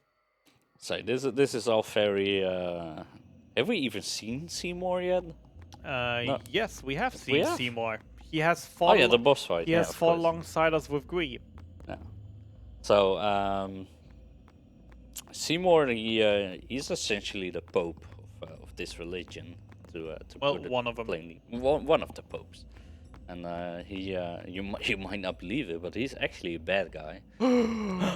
Big shocker. This super trustworthy looking guy Yeah, with the the evil music playing in the background. with the evil music and the award for the most glorious hair in video gaming history. Yeah, yeah. That guy, yeah, no idea that he was a bad guy. All right. But Perfect. yeah, Blitz lost threats. Perfect. he turned out to be a bad guy, and he kind of wants. I'll be right back. Like Titus is really into Yuna, and Yuna is into Titus too, but they are not supposed to be together. And then Seymour comes in and he's like, "Hey Yuna, you wanna hang out with me?" And then you got this triangle going on. You guys know how that works, right? And Yuna is a bit. She's like, "Oh, but it's the Pope. It's actually kind of scary and difficult." And, Yuna goes a little bit on a sidetrack. Maybe I should do it. It's good for the people and all that. Live and let live. Everybody else is like, "Nah, dude, why would you do that?" And that's essentially where we are at in the story now. Like that's essentially the past 20 minutes that we completely skip.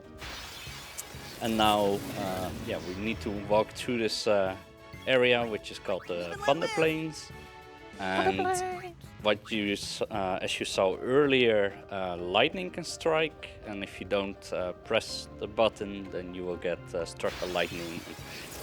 Titus will fall over and take an age to just I'll be right back. get back up, and it's awful. So Also- you gotta dodge it. Also, Dodge we it. don't apologize for every single person who I'm giving PTSD with these lightning jumps.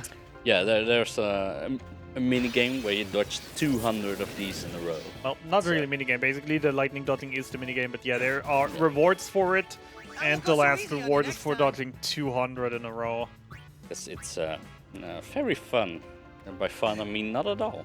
There actually have been some interesting talks a little while ago about a meme of actually doing 50 lightning dodges if you run Blitz Loss.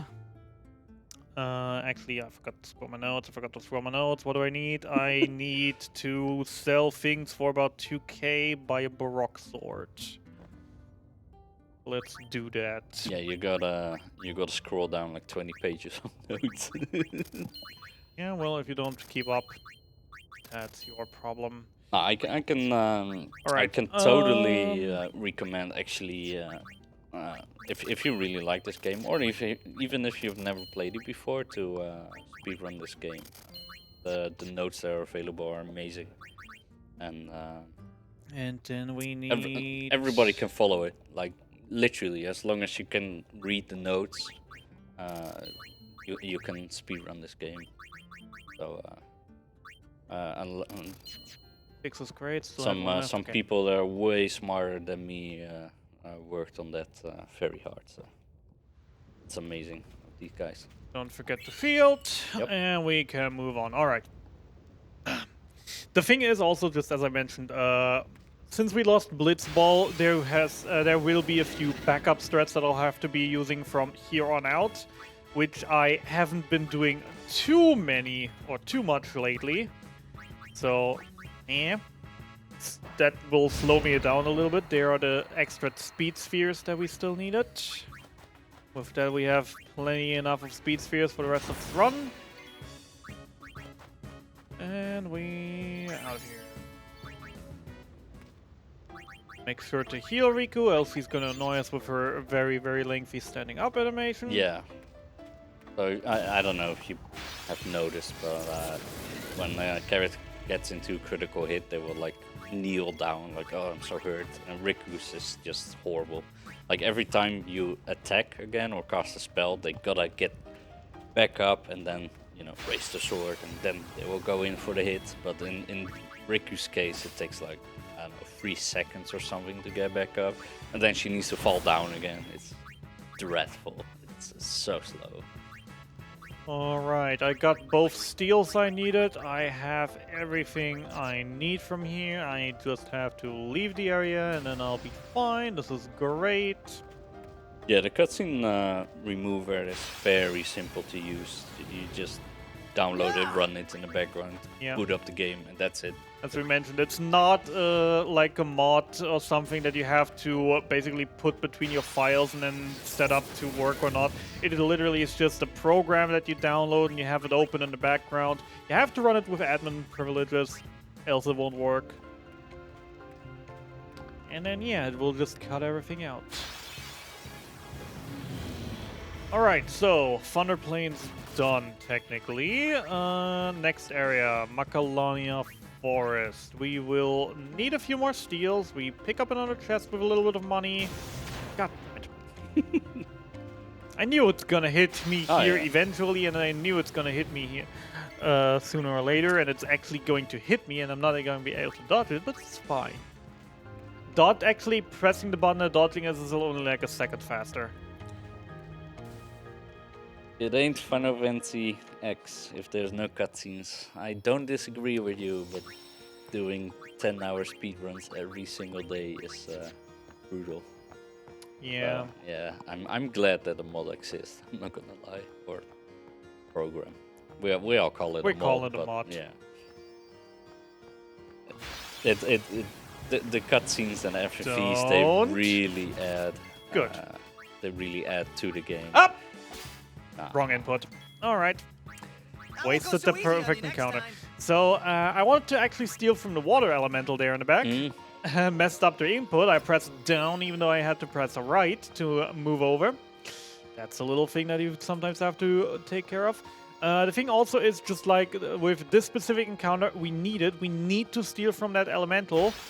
But the lizard is faster than us, so he will always go first. And he is strong enough to kill Riku in one hit. Live and let live. And he also has Petrify on his attack and Yep. Silence, I think. And he's just awful. Yep. So generally just having the perfect encounter to get the steals in and then just, you know, wrong input is tough. But we got another one here, so it's all fine. Getting those fish scales. Now we just That have won't to go look so for a easy on you Chimera. next time. Or Chimera, or however you want to pronounce it. I always say Chimera, but I don't know if that's right. I mean, I mean, I guess Chimera is more Germanish saying it. yeah. This'll be easy. Maybe Chet knows. Is it Chimera? I'll Chimera? be right back. Why the heck would I know Mara? Whatever you want, Mara.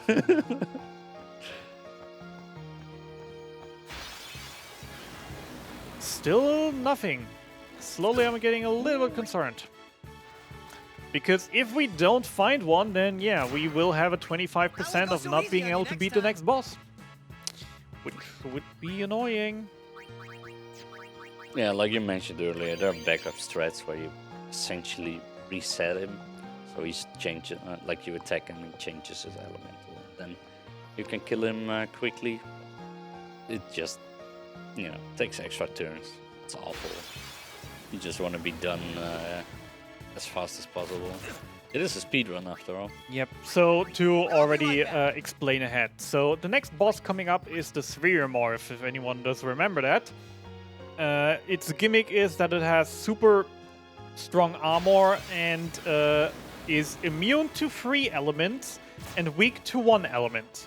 But it also has barrier change where, well, it changes the element it's immune to and it's weak to. And basically what we want to do is we want to have items for Riku to use for every element so that we can, for 100% chance, counter what he will be doing. That is probably going to be the last encounter we get, and okay, no Chimera. Well, let's just hope we don't get unlucky then. 25% is not that high of a chance. I could, come on, I'm just not going to grab the butterfly, maybe get another encounter. Actually getting another, and there is one. Okay, perfect. Skip In before watch me steal lightning marble. Okay, good. is No rare steal. Is skip battle disabled by default now? I think that's booster percent. That is booster. Yep. Yeah. So that's a different. That's an entirely different yeah. category. It's essentially cheater percent where you just activate all the cheats. I don't know what the route is like exactly. But. So yeah, this guy tried to scam us, but we told him that we didn't like the price, so he's like, okay, we'll give you a discount. And then we actually could afford the weapon he was selling. Yep. Formation. Titus Yunakamari. So remember that we gave him money in the early game, and now he's trying to scam us.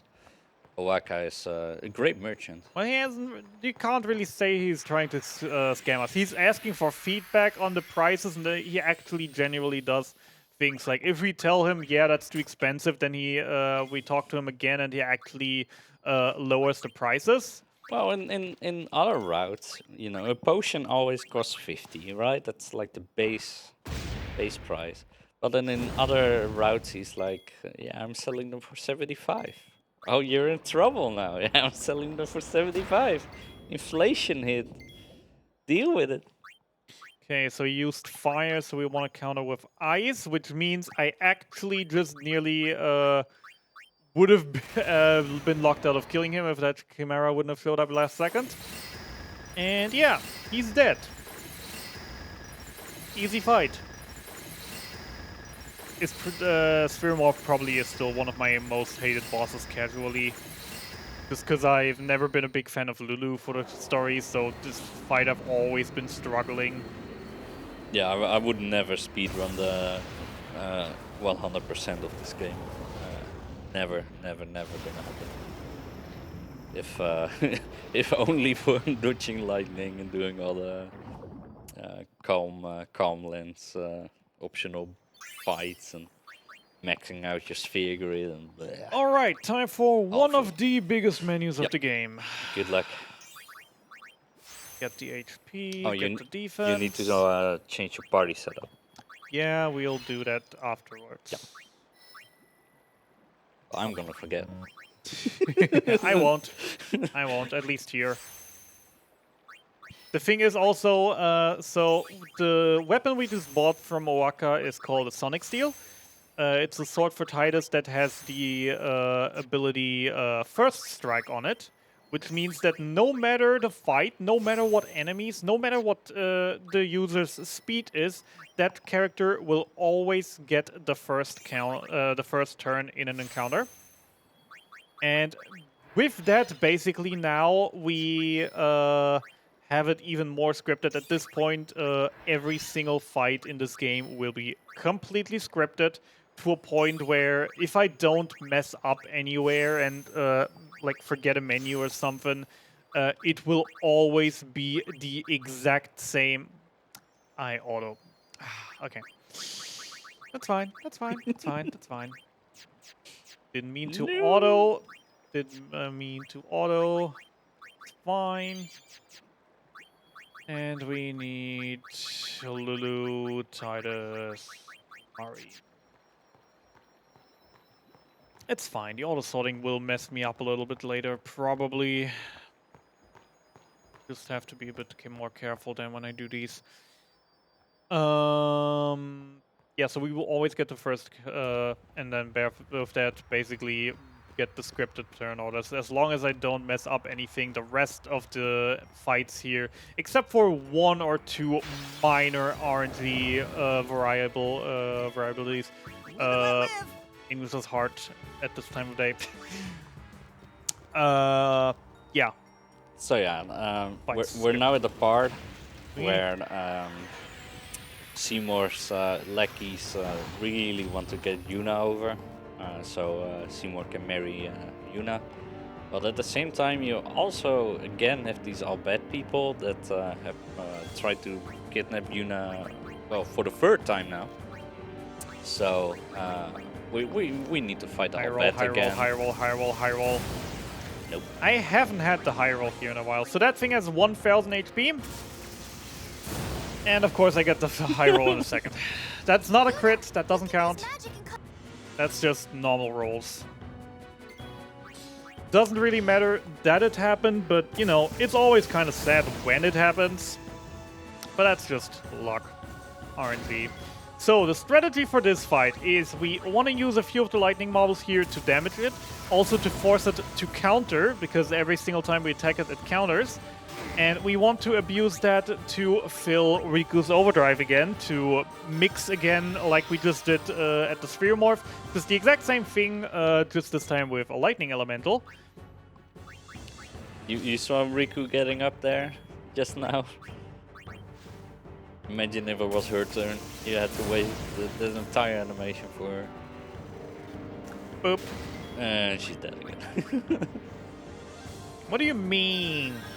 And she's back up. I get knocked down, then I go up again. And we mix the DFCA. the lightning marble with the magic defense. Get the lightning bolt, which will deal 9 times 13 to 1400 damage. Killing the thing. And then the real run for me personally starts, because now we actually start doing things a lot differently. Yeah, because we lost Blitzball, so that's fun. First of all, we activate that. Then we move over here. Grab the strength over there. Move up there. Get the HP here. Move over here. Get everything around us. Then usually here on the right we put the sphere, the strength sphere, for an extra +4 strength, which would make a huge impact on the next few fights. But sadly we don't have that because we lost Blitzball. Yeah, force strength is actually huge in this game. So Yep. it might not sound like much, but it's massive. Alright, menu done, got all the items, got that all checked. I will have to heal. I need to remember that I have to heal at the save point before I go in. And also I have to remember that when I escape I actually gotta get hit. Means I actually am allowed to play bad for once, to pretend I'm bad in this. I don't know the last time I actually failed the runaway sequence without being intentionally, but now we have to do an extra encounter. But that is things for in like 5 minutes, not for right now. This is a shame. We don't need to do the skip here anymore. I like doing that skip. Just because skip was funny to use. I can actually do it, that's why I like it. To be fair, I can also do the Grotto Salam skip somewhat Alright, regularly. haste Brotherhood or Brotherhood haste? I pressed the wrong button again. I got a moment, they gotta do the thing. Where are we? Grotto Salam, Crawler, Spear Grid, Seymour. We start with Brotherhood, then go haste. Also, don't mind Kamari holding his spear weirdly and his arm being all off there. Just don't mind that. It's intentional.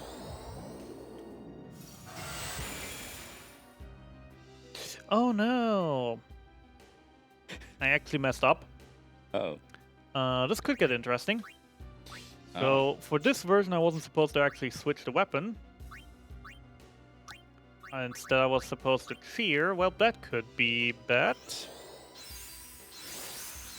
Let's see if I can still salvage this, or if this is broken now. Yeah, so Seymour is this fight is kind of like it can get volatile. I don't know how it is with this route. Yeah, but no. The old Have route. to do a little something here. Sorry, I messed that up. I rushed the wrong thing. I gotta restart the game. I hope the mod won't actually be mad at me.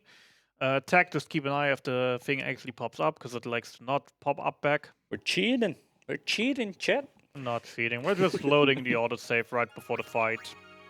No, so this fight can get volatile quite quickly in the old route. I don't know how it is with the new route, but essentially, As I said, basically everything here is scripted. yeah, essentially, Seymour's on a cycle.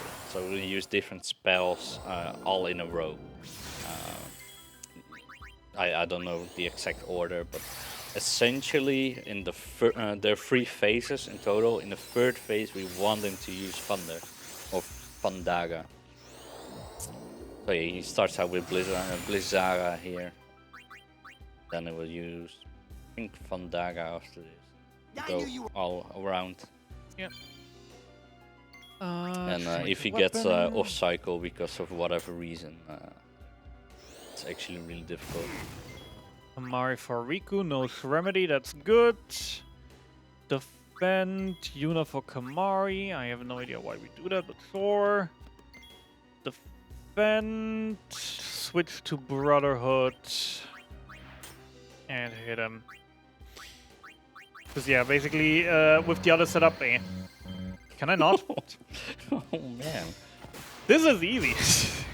Yeah, but with the other order, I wouldn't have been able to get another turn to attack him. And I wouldn't have been able to kill him, and that would have been a big mess, so I had to restart there. But it's fine. Luckily, again, this game has autosave. The autosave is quite competent. There is only one fight that if I mess up the setup beforehand, I'm just screwed. This is Because the autosave will screw me badly there. this is the coolest Pokemon, by the way. Koffagrigas. This is Anima. Yuna! Use throwable, so we throw a marble at it. So if you would, play this casually, you could actually get Anima too. It's really such a cool summon, but yeah, in a speedrun we don't get it, sadly. Use another throwable. Yeah, I love Anima. Not on Riku, not on So Riku, cool. not on Riku, not on Riku, not on Riku, not on Riku. Thank you. Switch for Titus, start attacking. Switch for Riku, let's hope for those silence grenades. That's free. That's normal. Let's see if we can get a second pack of silence grenades. That would be amazing. Nah, okay. Grenades is still a good point to be at. Best FFX summons or coolest FFX summon? Both. Well, I mean, then again, Sisters technically is better. Yeah, exactly, but they're not nearly as cool. I mean, just stat-wise, they're technically better, but also just because there are 3 of them. If you compare each sister individually, not getting close to Yeah, Anima. we picked up that Thunder Shield earlier, so Titus could tank this. Now we can just... Why aren't you dead? Because you don't have the strength sphere? We need to do something else? Oh. Technical difficulties. Oh. 2 attacks. What's supposed to kill? I cheered once. I did the. He didn't die. He swap him out. Didn't do the. Okay. Okay. Well, we're removing the cutscene so we don't lose too much time. I have no idea what's going on here anymore. Haste, fear, talk. I did haste. I did fear. I did talk. Oh no, I did. I am an idiot. I know what I did wrong. I did the strat with the normal weapon, then I changed back to the other weapon, so I don't have to do that later outside of the menu. I just did that just by muscle memory. And with that I had like 10% less attack power. I see it in chat now. You're not supposed to unequip the Brotherhood. I saw my mistake. I didn't notice because it's 6:30 in the morning. Yeah, no, it's just it's generally just a thing that you can do, so you don't have to do it in the menu afterwards. All right, Riku, defend. Did you? Yeah, you switched stuff. Yeah, back to Kamari, defend, Brotherhood. All right, 3 times the charm. That's why the estimate is 50 minutes over IPP. You got it, dude. Also, that was an unnecessary crit. Yeah, it was alright. That was an unnecessary crit. The funny thing is, he has 6,000 HP in this phase. You are usually not able to deal more than 5,999 damage, but if you actually do crit this hit, it will go over the threshold. And yeah, we just dealt like 8,000 damage, so unnecessary crits, yay! We skipped phase 2 and 3 because he died early. Oh wait. All right, so I forgot what at what number we're at right now. that should be 10. Is it 10? That should have We been 10. indeed hit the double digits. Nice. That's €5 for charity at the end of this run. Can we make it 10? Yeah, I will drop in 5 as well. Anyone in chat gonna match that? Would be neat.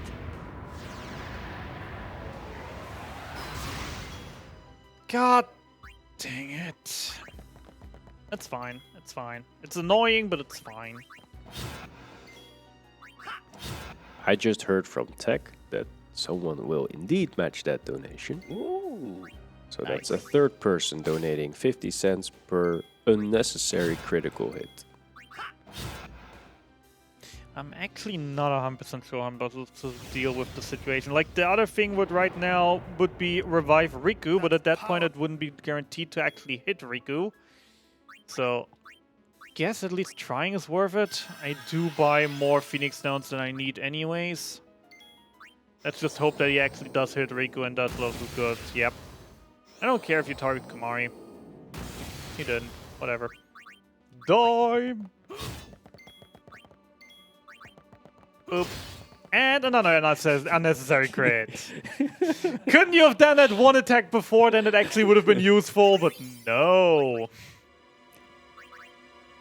11.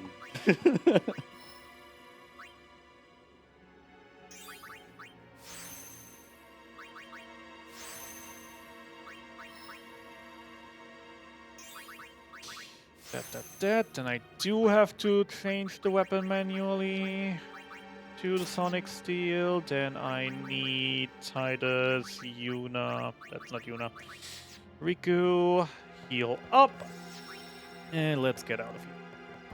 Yeah, so we need to, well, escape. But first, we need to do another temple. Yay. So we need to place these pedestals in the right area. This one, in my opinion, is the worst, because in every temple there is a hidden treasure that we didn't even talk about yet, because we don't care about them. In every temple there is a hidden treasure that you can basically unlock for doing certain events with a certain sphere that we didn't even see yet. The thing is, with Macalania Temple, the annoying part is that you have to completely solve the trial to then take it apart again in order to get that sphere you need to unlock that treasure.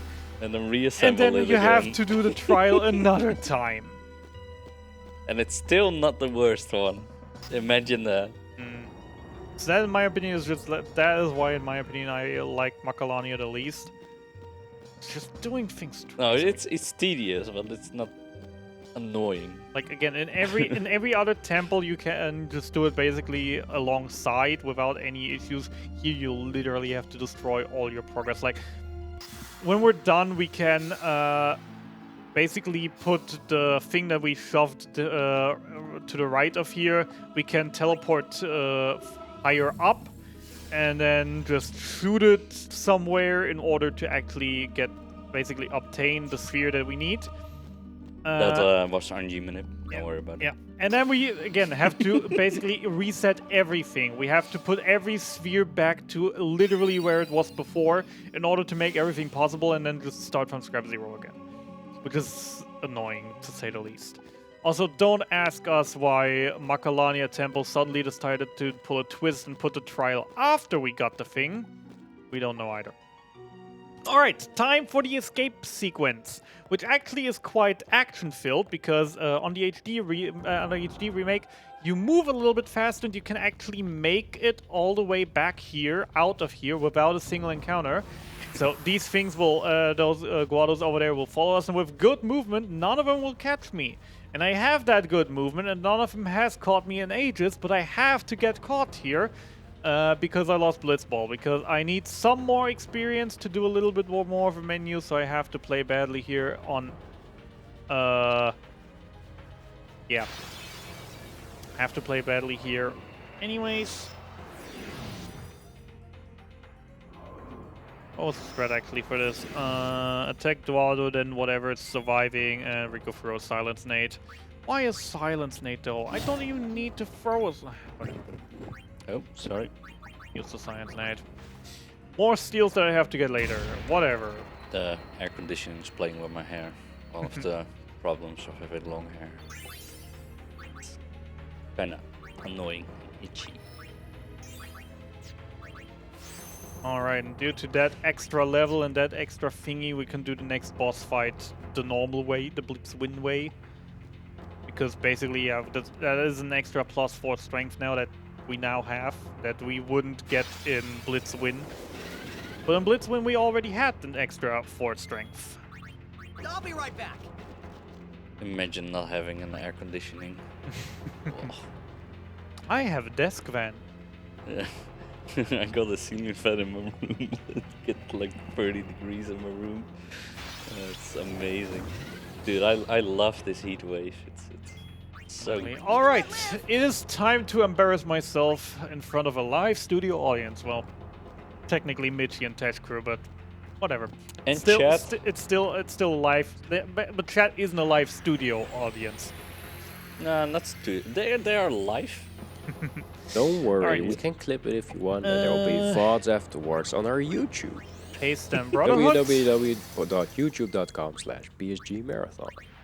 Nice griff, dude. I like it. So, the thing is, we want to kill the Guados here so they don't annoy us, but when we kill them, they actually buff the big bad thing here. I need the light curtain here, the lunar is later. And now the targeting is a little bit off, and if I now accidentally kill the other... Oh, come on. If I now were to kill this one by accident, which I now won't, this fight would take ages longer. Because basically all the damage output I would do would be halved, which is a thing that I've done many a times before, but luckily not today. He will cast Protect. Gets protected Can from all you the physical stop killing attacks. everything? Nice crit. Defend. Don't kill Yuna. Don't kill Yuna. Ah! Good. I don't know if you guys are hearing it, but my cable is crackling. I hope you guys aren't hearing that. Alright, and with that, we're done here. Boop. Is it a hair on the mic? Is that what's going on? There's a hair on the mic. Always these goddamn hairs on my goddamn mic. I will just go bald next year, no problem.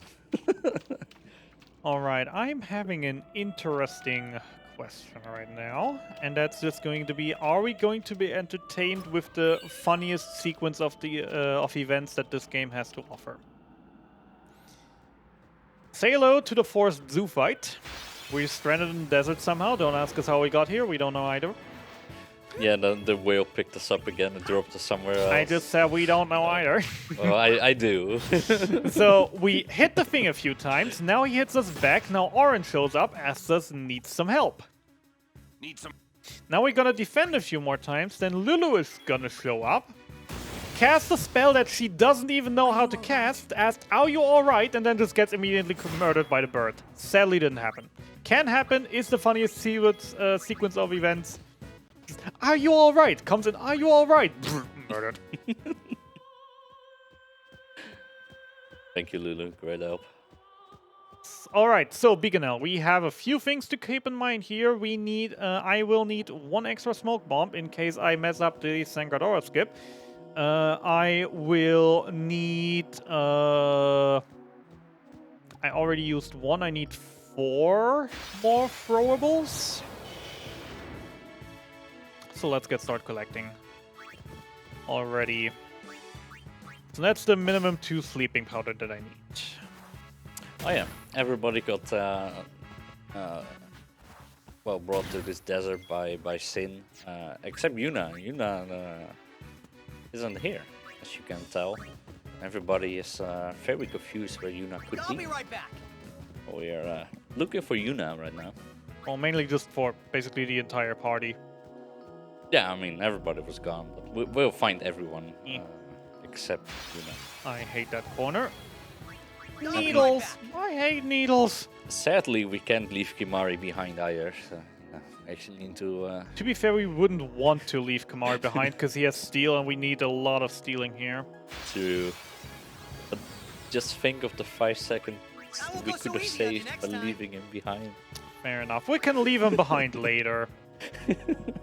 We will definitely leave him behind later, though. When we actually are allowed to. Alright, so time for a tutorial fight against 2 Machina, where we learn that if we steal from them, they just immediately die. Except for that, Titus gets the first turn and just runs away. Nice tutorial. And now we change the formation up a little bit, and we hope for more encounters. So I have, right now, I have 4 throwables with the minimum 2 sleep powders. I would preferably like to have a silence nade in the back, so I Isn't there an would easier say way? I am on 3, so I need I'll be right another 3 throwables plus 1 smoke bomb, definitely. So let's hope I'll find some more wolves or birds, or just a giant bird. Hey, streamer, Yes. can you hurry up? I want to go to bed. To be fair, you're here on choice. You can literally just say, okay, bye, I'm out. No, I can't do that. You definitely can, and I wouldn't blame you. I mean, there is a reason why I asked you 3 times if you were actually okay with still doing this. Oh, absolutely, dude. It's awesome. Ooh, rare steel. Okay, math, be hard. What did I say? I have 3, that's 5, that's 6, 7, that is enough. But let's just get 1 more, and then I'm definitely on the safe side with enough items. Live and let live.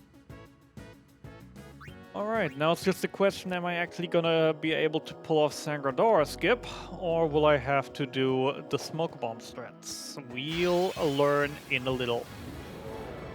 Hello, Sandworm. That won't go so easy on you next time.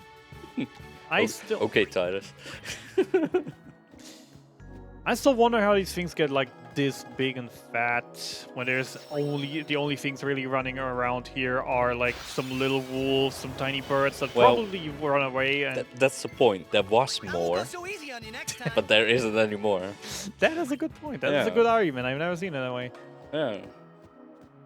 Okay, a little bit of a me personal thing detour. I'm going to grab a chest over here with a level 2 key sphere in it, so I can skip a chest in a little bit later because I can never remember which of the 2 chests is actually a I'll level be 2 right one. back. You know, this used to be an entire civilization with like thousands of people living here, and they were all eaten by the sandworm. Oh man, that is actually a pretty darn good fanfic. That is I just pretty good the game theory. Yeah. I just want everybody to die in this game. What happened? That won't go so easy on you next All right, time. so The devs agree with me, thankfully. So you know, we got that going for us at least. Norman. So, who likes baseball? Who likes baseball? Because now I'm about to do a fun little thing. Well, chat seemingly really liked it. So I don't know why. Oh, blitzball, sorry. Yeah, baseball. Home run! What is that tune? I don't know. American sports.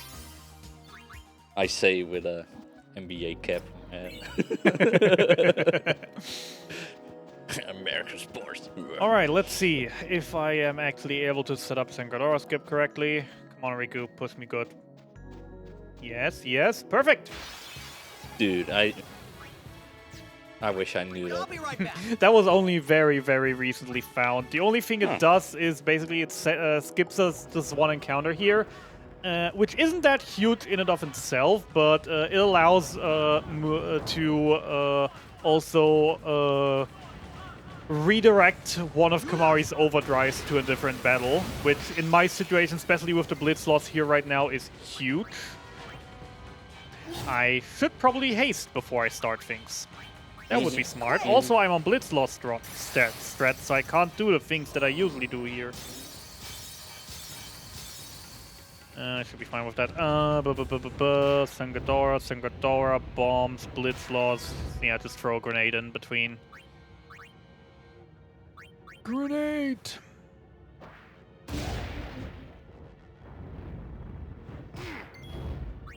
I'm going to swap you for Lulu, so Lulu gets some more experience, and I'm gonna start murdering bombs. And I actually forgot to do something when I did the last menu, so I will have to check something in a little second, because I forgot to check my my strength spheres. Let's find you. From this point onwards in the game, we will need another 24 strength spheres, and these here are the last 6 strength spheres that we guaranteed get. So how many do we have? We have... what I got it? 23. Huh. I'm actually only one off. Wow. Chat is upset about your name. What name? I don't have a name. Apparently it should be Habe. Not Yes. Hub. Okay. Yes, but... My German isn't good enough. ooh, this is gonna hurt. This is gonna hurt. I messed up. I don't know, you should have put Kamari shouldn't have been in the party right now, so we could have swapped Titus for Kamari. Please, Kamari, don't die. Can we still do this? Probably not. No. Welp, that's a death. Luckily, autosave. Whap, whap.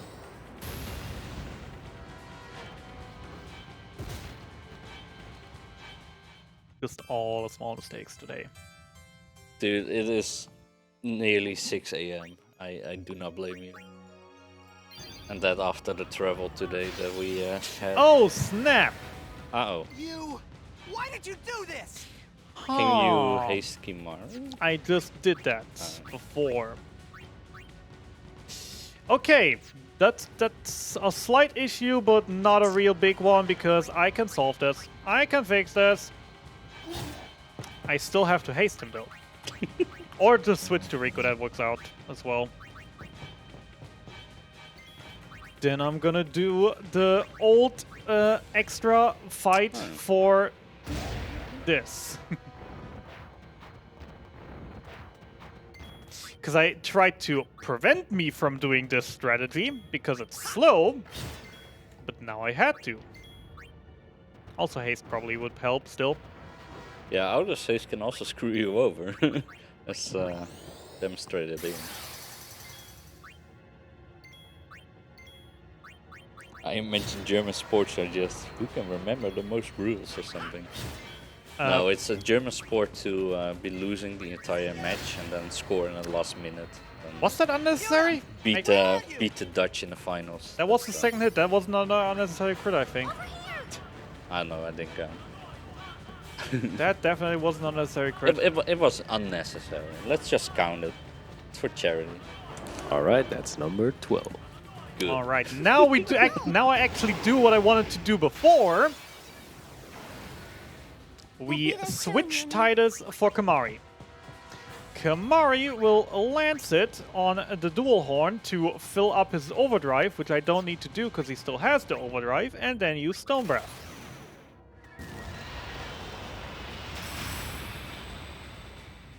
Bing. Yeah, that's how incredibly overpowered Stone Breath is. Dual Horn, Blitz Loss, yada yada. Oh, dude, there's a book there? Yep. Oh, I didn't know. 2 up, 2, 3, 4 up, and 1, 2, 3, 4.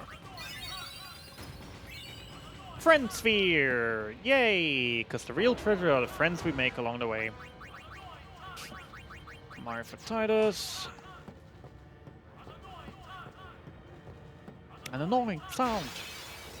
Yeah, annoying tongue. I really don't like this track. The fun thing is, like, I'll be right there are back. so many different things you can mishear what the person in the background is saying. And none of them are PG-13. I mean, there are a few. An annoying ha. An annoying ha. Personally, what I started hearing recently is an annoying tongue. An annoying tongue. Oh, that is even worse.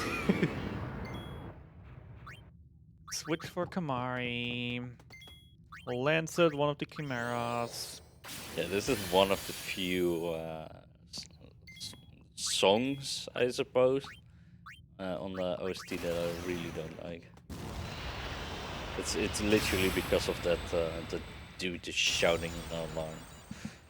So annoying. Alright, Titus Riku Kamari, very important. Very important.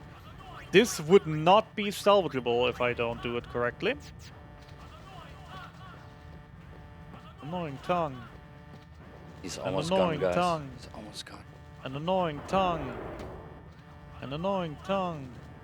An annoying ha. An annoying ha. An annoying ha.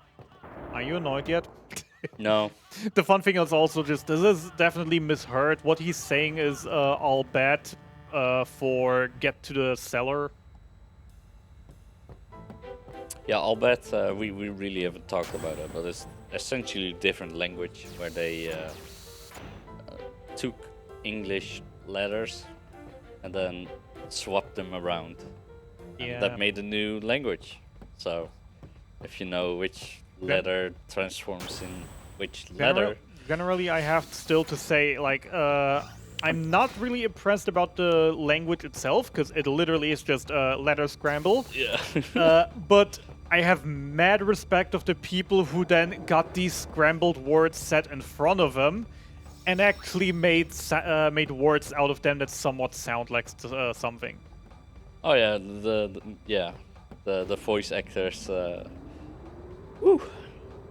All right, Which we Evray. won't hear at all because cutscene skip. Evray, Blitzloss Evray. We start out by haste. Evray is one of these parts where if you mess one thing up, it's GG. Here once. We really want to get this right.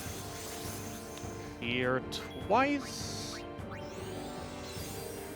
This is also a huge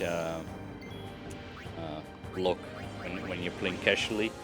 Like this is the first part where you're really like, oh man, I am severely on the level. Luck Sphere and the map for the Miracle Drink, and guess what? We're gonna get a lot of crits now. But yes, they are all necessary. For Rock Sword, start spamming. Then I also want to heal him because damage to Titus is bad.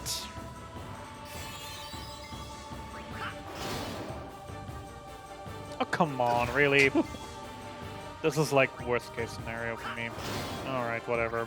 Sure. Actually, not whatever. I actually have to heal. Oh my god, I'm not gonna get my gem, damn it. I'm too busy with healing to get my gem, and I don't get Riku Overdrive. This is the worst.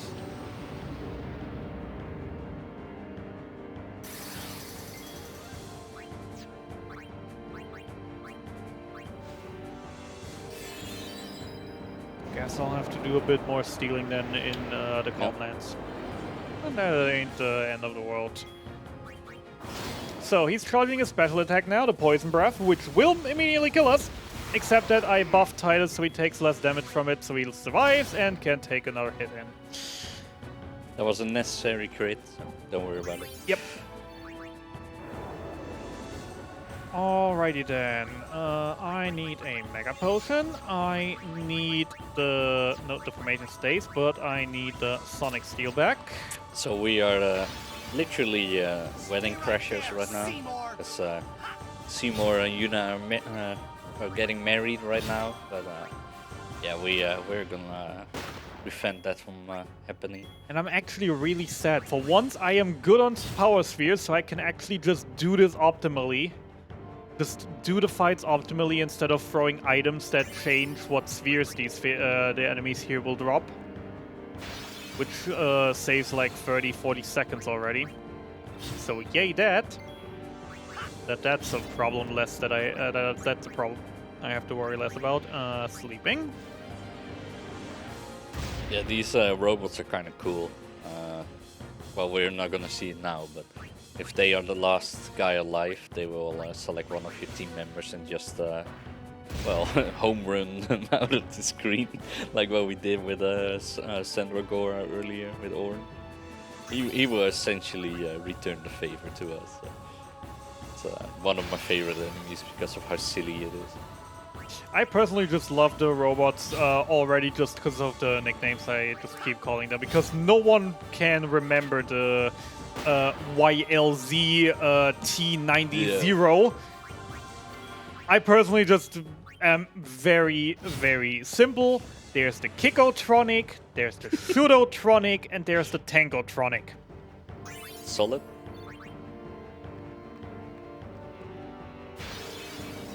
And they come in different colors. He's also like balancing on one leg, which makes no sense. But it just drop kicks you. Oop. It's such a shame we don't get to see it. Actually doesn't really matter. I don't need the sleeping powder anymore. I don't need the smoke bombs anymore. I want to keep a silence grenade, especially since Rico doesn't have overdrive right now. Oh man, Blitzloss strat. Oh god. Oh lord, I just remembered. Blitzloss strat, and then going Seymour Flux with Silence Nade. This is actually gonna be interesting. That's the shooty boy in the background there. We can't hit him just yet, but he can hit us. It's one of the few enemies that's like in the back row, if you will. Can you even reach him with spells? Yes. Yeah. You can reach him with spells, reach him with Walker's Ball, or as you just seen, if I throw grenades AoE, they also hit him. So damaged him. Alright, that is done. We officially crashed the party, off to the temple. And Mitch, start complaining. Yeah, no, I mean, I personally won't, because I practiced this long enough and did this often enough to get it down, so it's not a big issue, but feel free to vent. So this temple coming up is dreadful. If you've played this game, then you know which one this is. It's the slidey floor puzzle one. Essentially, it's like a maze with arrows that guide you, and the arrows will keep changing direction. So if you there's one point, if you mistime it slightly, then you you basically sent the wrong way, or you overshoot it or whatever, and you have to do it again.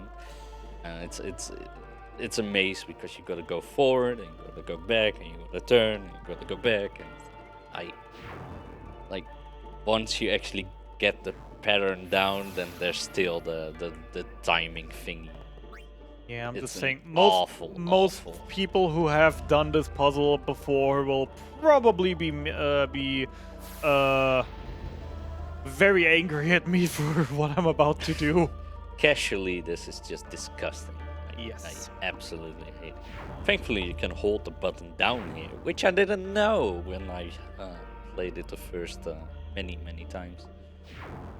So you can actually hold it down, so you don't have to, you know. Well, it is a little help, perfectly. but at many of the intersections, it's more a burden of it than a help. Because if you just hold and hope, then it can definitely be that you go the wrong direction you didn't want to go. Yeah, sometimes you gotta take the second one to the right rather than the first one. The third one. Not just that, like if you hold it, then the second you actually reach the thing, it maybe shows left, so it sends you left, Yeah. and even though you wanted to go right. It's just, it's Like if I would be holding down right now, I would have went backwards, yeah. which I didn't want. All right, so now for the hard part. Focus. Yeah, here's the timing one. 1, 2. It's, I hate this one so much. It is very, very simple if you get the understanding for it. Oh yeah, and it's not difficult. It's just awful. Yeah. Sorry. Especially without seeing it. If you fall down once, it's actually very simple if you actually know how it is. Because, yeah, the intersection I just went into actually is on a cycle here that there's a chance that you can't get on here no matter how hard you try. Because basically the intersection is like just up or right, which is 2 ways, while the one we start on is left, up, and right, so it has 1 cycle more. So you actually have to be on the right cycle in order to actually make it when the arrow shows to the right. Only then you will actually make it and be able to get in here. Isn't it, Oh, is it the what just Japan- went wrong there? I don't know. You really shouldn't ask me. Isn't it the Japanese version where these arrows are like twice as fast or something and the timing is even worse? I have no idea. What? Is this one? Is Okay. it now first cycle or something? This is very interesting. I never knew this one also was on a cycle, at least not from the front here. I don't know, dude. Like, We I- don't care. I refuse to learn this one. Yeah, so much for making people angry. Messing up for falling down here a couple times. I'm actually mad at myself right now. I have no idea what went wrong here in the first place. Good. You should be. This is also the moment where you start hating Titus because at some point you need to actually bring 2 spheres and you're like, oh man, I forgot to take that 1 sphere from back there, you know. Why can't you just hold 2 spheres, Titus? You got 2 hands. Come on, dude. Maybe put one in your mouth or something. You got a cap back here. Just put one in there. Come on, Titus. Oh.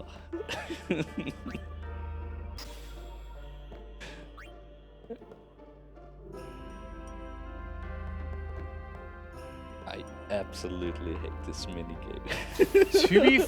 To be fair, a thing that I think no one actually ever considered, we don't know how heavy these things are. Maybe those things are so heavy that if he were to grab 2, he wouldn't be able to move anymore.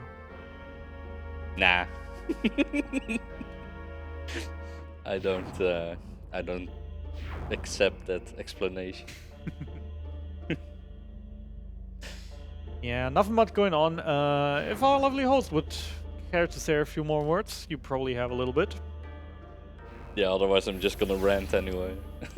Yeah, there's not much going on. All right, well, I hope those of you watching the stream have been paying attention to those plushies that came around, because they are made by Rinabo and they are amazing. I can see them from where I'm seated. I think I'm definitely going to try my hand, not stealing it, but the proper way, donating and trying to get it. Of course. Hashtag rig. Rinabo makes plushies, and they're also a game developer currently working on Floating Wonderland, a retro-style 2D puzzle platformer that uses gravity to solve puzzles as you progress through several different stages. They're on Twitter @FloatingWonder, so follow them there. I personally have to say, if I definitely also would like to get my hands on that Pikmin. That is a very good made Pikmin. It's looking very funny. I'm not that much of a Pikmin player, but I like that Pikmin. Yeah. Maybe one of you guys can give one to me and I can show it off in front of the camera. It means you guys gotta get up though. We don't just have that one, right? We still have that storage chest with it with 100 in them in the back that everyone gets one. All right. You should have told him, dude. All right. Now we're done with this, and I'm gonna allow myself a slight joke. I am going to waste a few seconds for a slight joke. Because we now get the one, the only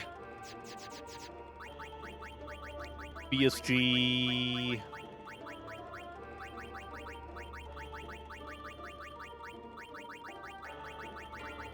Streamer, all that You one and only BSG chat. Who's gonna do most of the heavy lifting for us for the rest of the run? And can I make the cycle? Can I make that cycle? Can I? Yes. Yes, nice. It is a bit tight. Alright, so now we're actually going to abandon Kamari. Haha. But first... And Lulu. But first, menus. Many menus. Big menus. Anything to watch out for blitz loss? No, just like normal. Alright. So if you like that name that was just chosen, I see for Pokemon X and Y, there's still a trainer name that no one has donated for yet. So if you choose BSG Chad, that could be the name of our trainer. And you'll be the first to donate, so you'll immediately be the leading one. Okay. Orin is a level short. Oh. I have no idea how that happened. I hate this place. Yeah, Alright. me too, buddy. Alright, in that case, slight on-the-fly routing. Was he dead? Oh no, I didn't use him for Wendigo. I normally use him for Wendigo as well. And then I also didn't use him for bombs. Yeah, no wonder he didn't get things. The two fights where I normally get the levels for him, so he has enough levels for this, I didn't use him this. It is early in the morning, and the estimate is already a bit over what I am capable of for reasons. Oh my. It's fine. We do some on-the-fly routing. We just kill that thing real quick with Bahamut. Bahamut should be able to one-shot it. Or not. Two-shot? Two-shot. Alright, good enough. And, yeah, remember those damage numbers, because that actually makes for...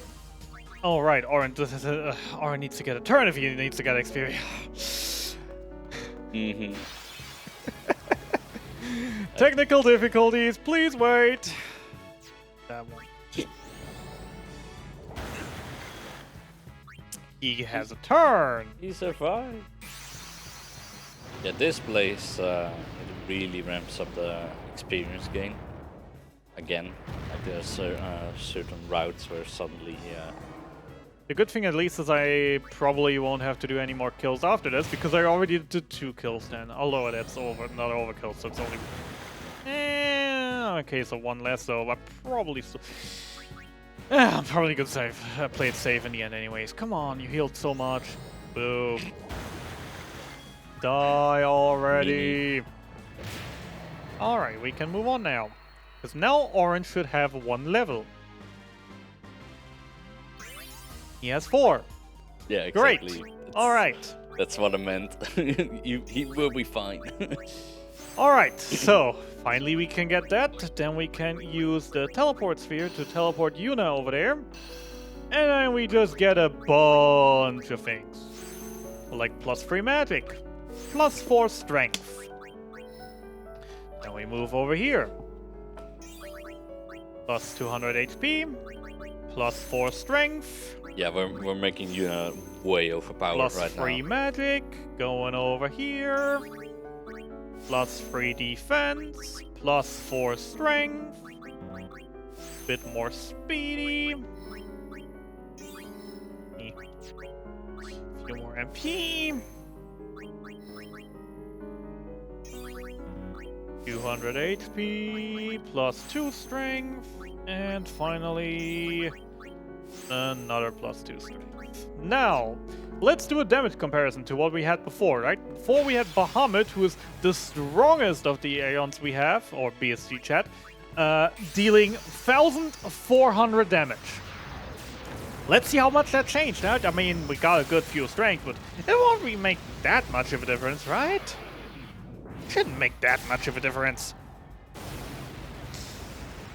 Let's say hello to Zap Striker. Get out here, Electric Unicorn.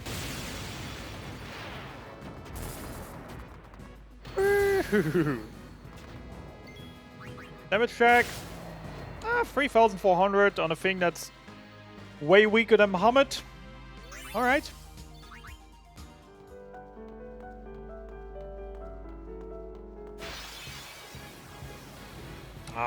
Thought I had the, that was the next boss fight. No, it's actually still another encounter. Yep. Alright, so that was 2 killed now, 2 killed before without, that's 3. And I need 4. So yeah, I still need a kill. I probably will just go even overkill it. Oh, come on. On the step. Oh, and we broke the cutscene remover. Yay! Maester cannot summon. We broke the cutscene remover for getting an encounter exactly on the spot. Let's hope it will work out again and skip the next one, else I probably have to restart that. So yeah, this usually gets skipped. Alrighty then. So, time for the Pokemon battle. He is sending out a Houndoom. Then we are going to send out our gigantic black legendary dragon. Go Zekrom! Names just works. Red Eyes Black Dragon. Oh wait, that's not Pokemon. Alright, so damage check on Bahamut. Before he did, what was it again? 1,400? 10,000. Yeah, a little bit more. Just a little bit more. But wait, that ain't all. But wait, there's more. There is more. But for now, we have to see next fight against Valfor. Valfor is about 20,000, but a little less than 20,000. I think actually 70, 16, 70. We need 2 hits to kill it. We need 2 hits to kill it. If we crit on the first, that will be great. If we crit on the second, that will be dumb. If we don't crit at all, it's whatever. It's a shame that this doesn't get removed by the cutscene. I mean, the summoning animation isn't the worst thing. It does add up time. Yeah. But it's not the worst. And that's a useful crit. Yay, we saved turn. Let's go. Good stuff. And especially since Valfor also would have gotten a turn, that's like 10 seconds safe just from a crit. Yay! Alright, now for the third fight, he actually summons Bahamut. And the thing about Pokemon battles is, well, they're restricted. If he uses that Pokemon, I can't use that Pokemon. So Bahamut is banned for this fight. Damn it! AKA BSG chat. He is banned for that fight. How dare he ban BSG Bahamut for this fight? Is that how Pokemon battles work? I mean, something. Alright, so, we're actually gonna choose Ixion for this fight again. It's been a while since I watched the anime, but I don't remember that from my anime. Yeah. So, Ixion's gonna take 5 hits. Every crit would be greatly appreciated, and as with standard Bahamut in Final Fantasy games, all he does is countdown. And once the countdown ends, he's going to use Mega Flare, but he's gonna be dead before the countdown ends, so we don't have to worry about that. Can we get a crit here? Nope. Can we get a useless crit here? Yes, please. Less Money. RNG. Money for charity? Less RNG. No. Ah. Alright then, done here.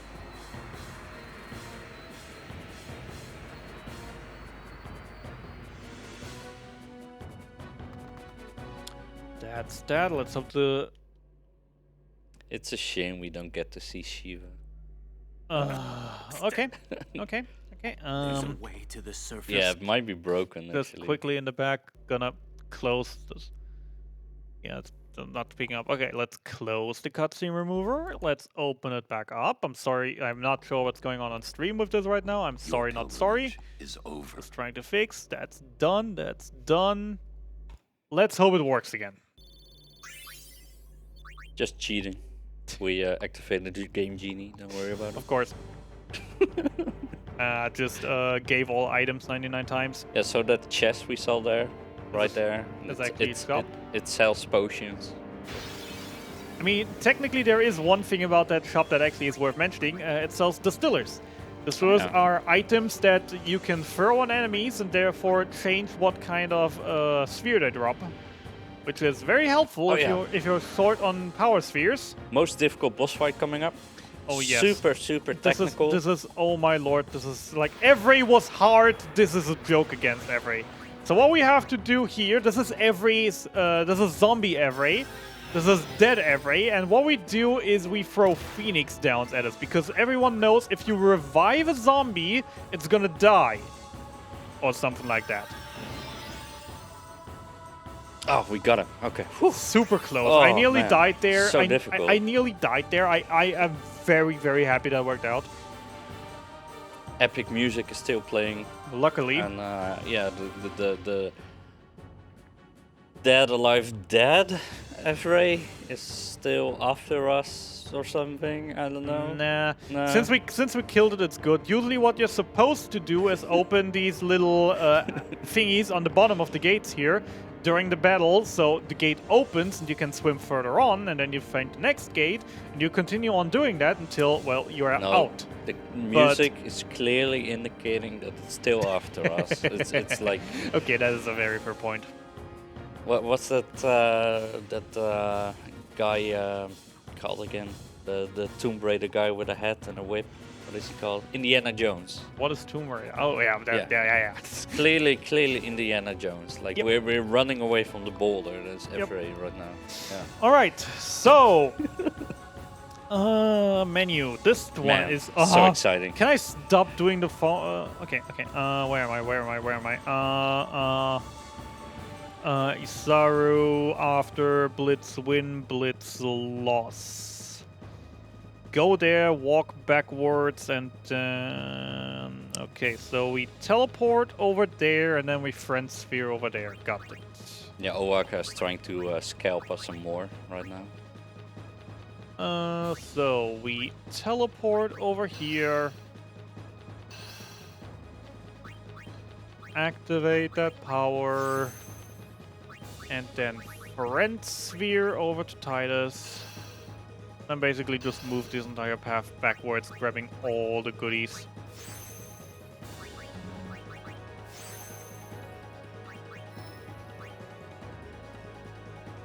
Yeah, the more you get into the late game in Final Fantasy X, the more like special spheres you get. There's also an actual special sphere. They will allow you to teleport over the entire map, or grab stuff from the other side of the map, or that kind of stuff, and it really opens up the. Okay. Usually you were like locked into roles. Yuna was the white mage, and besides that she wasn't really useful, right? But now she is by far the strongest hitter in the that we have. It's really cool, like how open it gets. So, the community is probably gonna hate me again, but I'm just liking to do it, especially as a backup strat, so I actually make sure that I don't mess up my experience route here. Damage check. So, what did Bahamut do before? Was it 10,000? 10,000. So where are we at now? Just 34 to 37,000. Just a little upgrade. Tiny bit. Just a little upgrade. And with that, I definitely have enough experience for the rest of the game to be everything done. So we don't have to kill anything anymore except for bosses. Yay! I'll be right back. Yeah, and that FRA is a joke compared to flying FRA. For sure. So... This place has an extremely high encounter rate, but I'll be right back. next boss is also somewhat difficult casually. Yep. In like a full casual run, right? The first time I played through. So it's a great spot to grind. So Yeah. the devs knew what they were doing with this place. So, hello, this is Seymour Natus. He's totally nuts. You don't want to see him on No Nut November because he's totally nuts. We're here for the bad jokes, and if you're not, then I'm sorry. And if it's going too much in the wrong direction, I'm sorry, not sorry. Boop. Yeah. Hi, sorry, not sorry. I'm dead. He got bitch slapped. All right, that is done. That is done. Oh yeah, Seymour was killed, but he's back alive, by the way. Just so you know. All right, we move over here. And now. he's still heartbroken that Yuna sort of married. They did a kiss, but then didn't marry. Like they didn't sign the contract, so they're not technically not married right now. It's really weird. I want to say officially, it is official that they are married right now. They are officially married. They are officially, I want to say. Just Yeah, that they had the ceremony, they had the kiss, and then she threw herself off a balcony. Right. She threw herself off the balcony. It seems like a reasonable reaction after kissing Seymour. I personally still like my fan theory of another summoner actually used Velfor in that moment, so Yuna couldn't summon Velfor. So she actually just splattered on the ground, died, and continued the rest of the story as unsent. Well, the speedrun will be a lot harder. No, she's unsent. She's just like a thingamajig.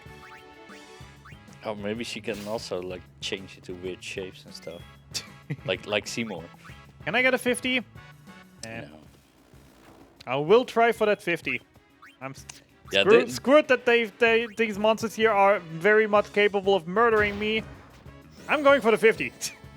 Yeah, this is. I probably shouldn't go for the 50. No, please don't. This is the Calm Plains, and the Calm Plains is the place. Once you reach this, and you have all this optional content that just opens it up to you, and you will spend a lot of time here. And in the cutscene, I think it's Lulu. She says when the summoners arrive here, this is the last stop before you go to the end. And this is where most summoners get stuck. They want to stay here. Yep, that's not what we're gonna do. We're just gonna. There we go. There's the second one. In the old threads, you actually had to do one of these Chocobo mini games. Yep. I'm kinda glad we don't have to do that anymore. I mean, to be fair, the first Chocobo thing isn't even that hard. So no. as long as we don't have to do the seagull one. Yeah, the OO Chocobo race. That's I have to say, I am very intrigued about learning the finer categories of this game, being Nemesis percent and Pandas percent. No, you're not. I want to. No, I really want to, actually. No, you don't. I actually really want to. I am interested in this. Those are just like 15 to 20 hour categories, and I want to run them. The thing, though, is the main thing is for Nemesis, we actually require to fully upgraded Titus Ultimate Weapon, which means we have to do the race, and we have to do it in 0.0 seconds. Yeah, like if I mention seagulls and balloons, then yeah. PTSD. Chat is, yeah. And for everyone who everyone who never played this game before, and everyone who doesn't know how you win a race, and ooh, that's a weird fight. You thought that dodging lightning bolts was awful. I personally still have to say, I rather do the Chocobo than lightning bolts. I have to personally admit. Because Chocobo, the start is RNG, but after that it's completely in your control. Like where the balloons will spawn is RNG, but after that it's completely in your control. But with lightning, it's just a thing. There is just you run around, you get into an encounter from running around. The encounter ends. The screen is still transitioning from the fight into the thing. It's still black, and then you just see for a few frames that it's white. That the lightning strikes until you have no chance of reacting anymore. And it will 100% of the time just hit you. Yeah, it's still 200 lightning dodges, yeah. But, Yeah, but this is like, especially for me, I personally have to say, before I started speedrunning, I didn't even know no encounter was a thing for this game. Yeah, we, like this version of the game, the HD version also has speed up function. and no encounter function. And I mean, just like also so just you could activate that. And now that also makes, like there's equipment with an effect that will basically just Yeah. block out all encounters. yeah, it's an optional dungeon over here where you can kill an enemy and there's a chance to drop the Yep. no encounter. No encounter. No, he armor? has a chance to drop no encounter armor. No, Yes, no that is true. encounter. That is true. He has a chance to drop no encounter armor, but he also has a chance to drop a no encounter armor. Gotcha. All right. Yeah. All right. Tongue breakers right there in the early morning. Steal Baron, kill Yenka first. And then now is the point where the speedrun also splits up again. This fight right now has 3 possible outcomes with the drops. We will kill them, we will overkill them, and we will get 2 spheres from each of them. The thing is, both can either drop as a normal drop return spheres, so you can get 4 return spheres, or you can get as rare steals, you can get friend spheres. Red drops, you know. Yeah, as a rare drop. Yeah, not steal. Yeah, as a rare drop. And the thing is also you can basically, one can get the rare drop, the other can get normal drop, so you get 2 and 2. And depending on the items that we'll get, the menus that we'll continue on doing right now will change a little bit. Which is a huge point. I hope we get 4 returns because that's what I'm most used to. And it is 4 returns. It is also the most common one. Yeah, I remember with the old strat where you really don't want the rare drops. Where I had the 1 in 64 in my second run ever. So I was still really new to the route, right? Doing everything with the notes, and then suddenly I didn't have the items that I needed. my people in my chat, they were going crazy. Like, you got F, buddy. I was not having a good time. You 1 in 64 feels bad, man. Move one over, open that up, don't forget to grab the magic. Yeah, make sure to use your Prime Gaming sub, guys. That's a hint and an order. Actually, let's move. Let's not return sphere over here right now. Let's move so I have the return sphere over later. Yeah, if you do use that Prime Gaming subscription on this very own ESA channel, you will get ESA emotes and BSG emotes. A double whammy. Ooh. For the price of 1? And it's supporting free. events. It's even free. Oh, right. Yes, Yeah. it's free. Prime is free. Free money. You literally get so many emotes all for free. Okay, done. I'm not Tiresome even gonna party. put them all in chat right now. That should have been done. So, welcome to the worst area of the game. I hate it here, and you will so too.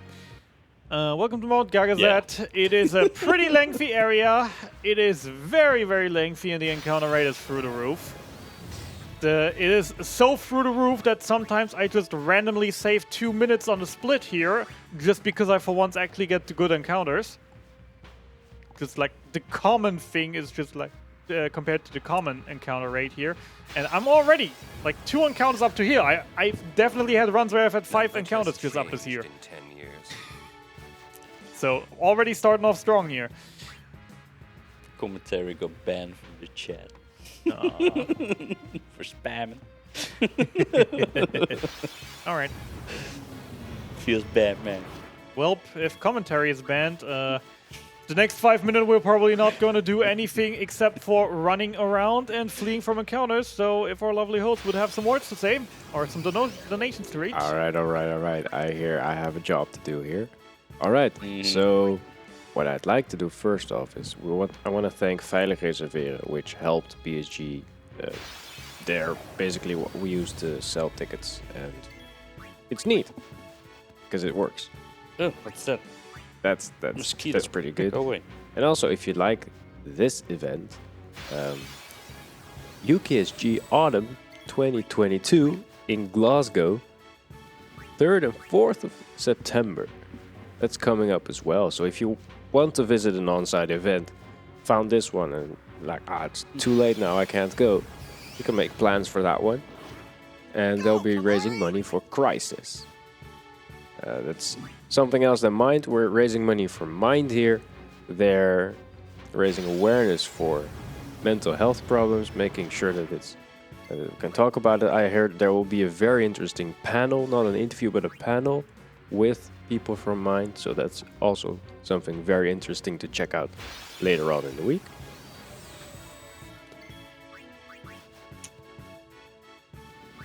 I mean, also technically, you can't attend this anymore. I want to say you can. I mean, we're here all week. That's not a command, sadly. Do you have a command for Mind? The chat? That is a very good question. I heard my people are on it. All right, we're nearly done here anyway, so we're coming into the most horrible fight that most people will probably say that this is the worst fight they've ever had to fight in their entire lives. Casually, this is so difficult. It is definitely casually the worst boss in the entire game, except for maybe Unaleska. There we go. Except for maybe Unaleska. And it is also very tight, so let's hope that I actually do the setup for before it correctly, that I have the right party, that I did actually equip the thing, and that I actually will do the correct turn order on this fight, because if I don't, that's kind of annoying. The link is now in chat on Mind. I would pronounce it, but for the English speakers at this time of day, I think it's easier to just click the link. So, Flux, what are we gonna do? Actually, good question. What are we gonna do? Chaos or silence? You decide. Real quick. Chaos. Chaos. That means we need a grenade and a HP sphere. I am happy that we actually can do this, because I hate silence grenade strats here. Because silence grenade always seems like it's so close with the damage that it almost ends up not killing me. Where the heck did Rico even get that overdrive from? Now that I mention, now I think about it, she didn't get attacked by Avery. Oh no, wait, she did by the poison breath. Never mind. Yeah, that would do the trick. Oh yeah, the design on this guy is awesome. Yeah. So for once, Bahamut is not able to just kill it and actually gets murdered himself. Or BSG chat. F in chat for BSG chat. And now we're just gonna bonk him a few more times. It is especially funny if you consider that it actually is playing a bonking sound when Yuna bonks people. Bonk.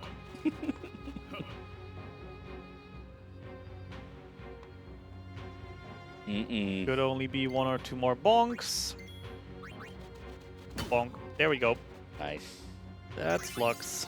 Nice and easy without taking any damage of any kind. Now, one thing I'll have to remember is that I was still a few strength spheres short, and I didn't ever do anything about it.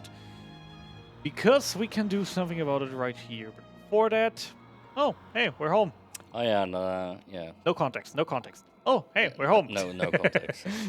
Titus is having some kind of memory issue. You're getting context. No. It's not even accurate, but you know. You know. Look at the desk fan, or not. Oh, yeah, we don't even get to see the little kid, so no context there either. I just said the desk van. Look at the desk van. Or technically it's not desk, it's a roof van. Alright, Trial Cave. Anything to mention? More yes. mini games. More mini games. Hopefully Behemoth that can go wreck Rico real quick. And a lot of swimming. Yes, we're swimming. Yes, we're swimming. Yeah, Bahamut's Bahamut's little brother, Behemoth, is yeah. I mean, little brother. Have you ever put them side by side? Behemoth is still a good bit more height. My little brother is like 20 centimeters taller than me, but everybody is, so... Fair point. All right. We could switch right now. We could do a little menu switching out Yuna so we don't have to defend with her all the time. But now she's automatically out of the party. Which is why we usually just say, screw it. Alright, Yeah, no, Yuna, Lulu, Kimari, and Orin never learned how to swim. So it's alright, time to embarrass myself. But first, can we get some strength spheres? Not here. I'm looking for piranhas. this I want to see piranhas. this mini game is awful. Let's go and It's embarrass so myself. easy, and it's also so not easy at the same time. There are some piranhas. Let's kill some piranhas. Or not. Do we have money for misses? Nah. No, Oh boy. Yeah, I'll probably It's, just run. It's a instead good of thing taking we turns. don't have money for game overs. Am I right? I mean, who said I didn't plan secretly to do something like that?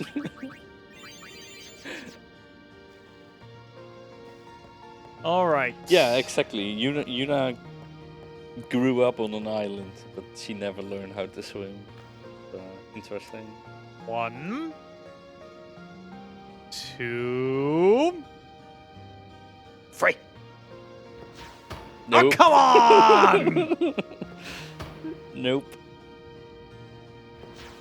Nope. That was totally it, but nope. Yeah, no, it wasn't. It totally wasn't. There was still that little thingy in front of it blocking it off. Nah. It is the actual strat, by the way. If you miss it by a hair, you can just spam it and it will hit the next turn around. Because due to the weird thingies floating around the ball that we needed to hit, only every third time we got past the gate, we actually would be able to hit it. All right, can I get another pair of piranhas? I want to say I wasted a few strength spheres here already, getting a few things that I didn't have, and you know, just for safety, having a few extra never hurt. Can I get another piranha encounter? Thank you. Can I kill you on one hit as well without missing? Hey. Nice. All right. So now we should be fine on everything. Now our only thing I have left would be like 2 or 3 treasure chests that I need to pack up and a few more menus. Man, we're already closing into the end. To think that this is about the 7.5 hour mark in the normal run. Yeah.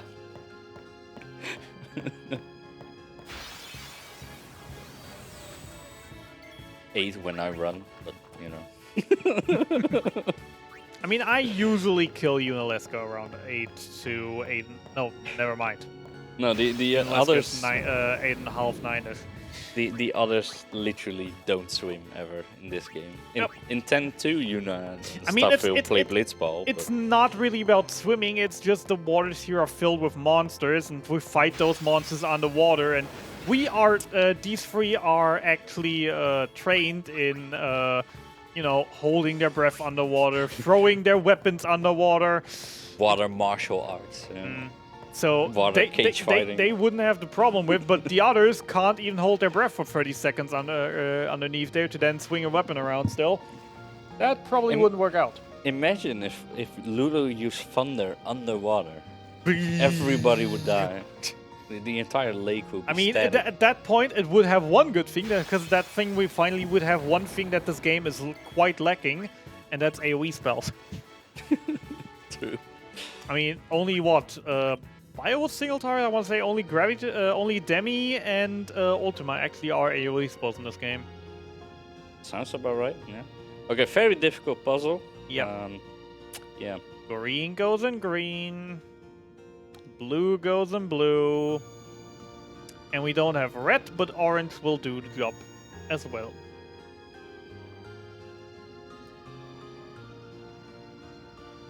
Yeah, I don't know how I ever figured that one out as a kid.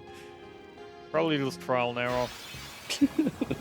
I want to say the obvious solution is their sphere grid colors, is what I once heard, but I'm actually still wondering today if they actually designed this puzzle with this solution in mind, or if I there's think so. I would imagine if so. there actually is something else that we're missing. Because I mean, there is a thing that speaks against the theory of they actually designed it that way. which would be what I also just said, that like red is usually Orin. So Yeah. Walker ain't Orin.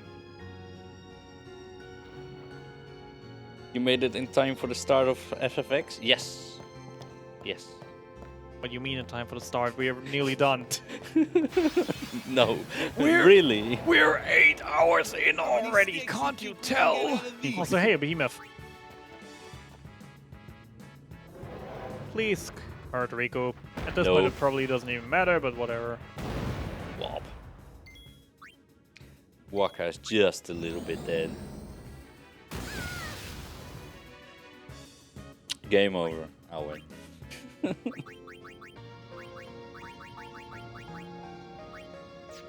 Let's actually do that just as placeholder for now.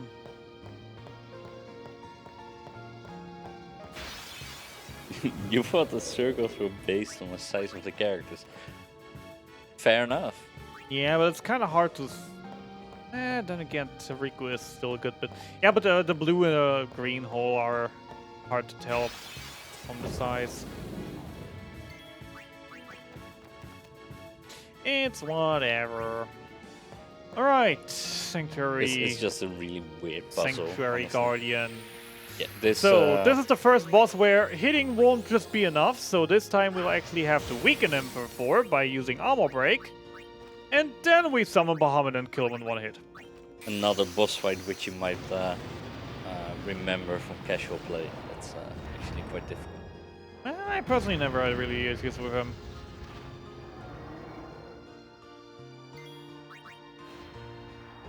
Boop.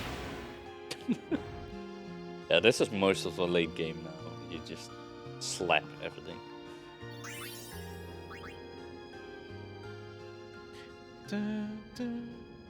Alright, ladies and gentlemen, we're about to enter one of my favorite areas in the game, simply because it has, in my opinion, one of the best soundtracks in the game. It is still my personal all-time favorite, even though 2 other soundtracks are very, very close behind it. It is a very tight race between these 3 soundtracks for me. But this one that's about to play is actually my favorite, and it's lovely because the soundtrack does actually also play in battle, because this area is special. Oh, I thought it was I'm annoying, huh? I thought that was your favorite. Nah, I'm having fun with that, but I wouldn't want to listen to a 10-hour loop of that. Absolutely not. For Fleeting Dream here, I literally could just sit down with hear it on repeat the entire day. Oh look, that was 8 hours ago. Oh wait, 3 hours ago. Who hit the reset button? So yeah, this is this area's great. So right, this is essentially we're going to Seneca now. And The aesthetic, the mu- music. this is also one of the. I think there are 2 places where the So, how music shall we do keeps playing in battle. Or is this the only one? Good I don't question. even remember. I thought it was second one. I mean, would be 2. home. I mean, Would be home then. yeah, home. Technically. Annoying. No. Well, but annoying ha stops, but the soundtrack is still the same that plays throughout. Well, whatever. But yeah, in the story, I don't want to spoil too much since we're not gonna see it anyway. There's a There's- story in this game? I broke character hours ago, but now I'm back in, baby. Yeah, this is a very like emotional part, if you will. It's you know, the characters think it's the end of the journey approaching. There's a nice plot twist that if you've never played this game, play it. There's no excuse, go play it. Seriously. You won't regret it. It's not difficult or anything. Just kill all the monsters, have fun, and do stuff, and you'll be fine.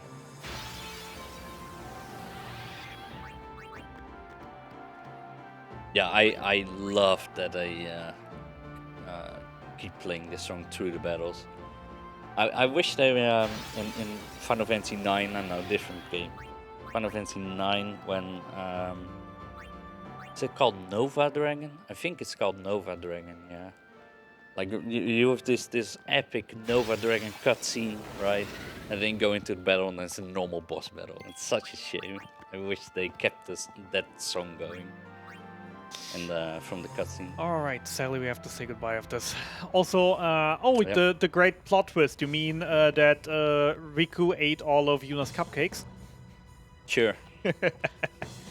There is a fun little gimmick that when I run normally that I like to do. That basically the cutscene where the plot twist gets revealed, I just usually take a toilet and food break. And then I just come back after the reveal and I'm just like, yeah, what's going on? What's going on? And that actually was like one of the last things I got was like, well, Riku ate all of Yuna's muffins, pancakes, whatever. Cupcakes, that was. Yeah, and at the start of the game, you will really hate Titus because of all the little weird things he does, but he actually really grows throughout the game. He actually becomes a really good character. But we still make fun of him as runners, of course, because we have heard these lines so many times. We'll just keep making fun of him. For example. But and this game is so good. It definitely is. I mean, it's not for a reason that many people of the Final Fantasy community are holding this game with such high regards. There are many Final Fantasy games where the community is split, where they're like, yeah, this is decent, yeah, this is garbage. But Final Fantasy X, most of the community is definitely together on this, that this is a pretty darn well-made game. Yeah. Alright, and the last chest that we pick out for the rest of the game, actually. Alright, so I need Yuna to use a Friendo Sphere to go to Lulu. Then we take the Luck and the Fortune Sphere. Hey, now we're lucky, now we get more crits. More useless crits, yay! Is actually a side effect that can definitely happen throughout this. Or How terrible! We gotta donate more to charity. Ugh, imagine. imagine that. Yuna, or don't Yeah, forget to if you heal up. tune in later, which some of you probably have since it's 7 a.m. per year, so the first people are waking up. Wait, again. is it already 7? Yeah, it's 7 a.m. Breakfast is open. Sorry, I got a grunt. Duke, take over. Okay, sure. I get to do the Tetris games, yay. Oh crap, Tetris. Notes. Yeah. Notes. No, There.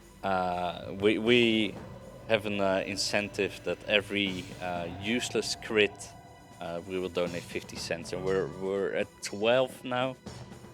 It's not nearly enough money though. Yeah, I personally have to admit, I was definitely ready to lose like 30, 40 bucks on this. That's a lot of crits though. Well, but I played the game enough to know that it likes to happen. Yeah, this is literally Tetris. Like you look at the monitor, which things you need to click, and then you can sort of see the color on the buttons. Mitch, could you do me a favor? What's that? Could you for the next 6 minutes just cue Tetris music? Can no, I'm sorry, I can't do Gotta that. do everything by yourself. Yeah, it's usually I got a playlist. When I'm streaming at home, from home, I got a playlist ready with a few meme songs throughout a few parts of this game. And yeah, now I definitely be cueing Tetris music.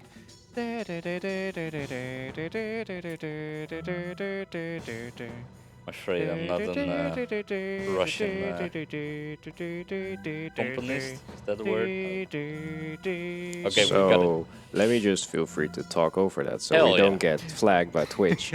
Oh, it is actually Twitch won't flag that. Actually, I have no I idea, have but- confirmation about that. But I wanted But to you can feel plug free. Yeah, we can Not- have a few minutes. not the next run, but the run after Haven by Tricro. There's a bid war between choosing the gender of the couple.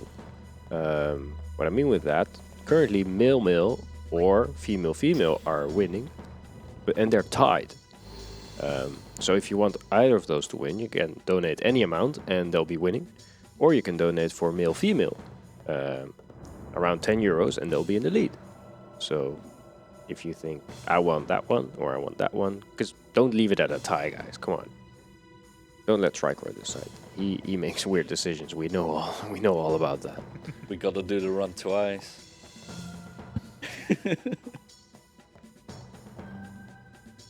And how do you view lesbian relationships?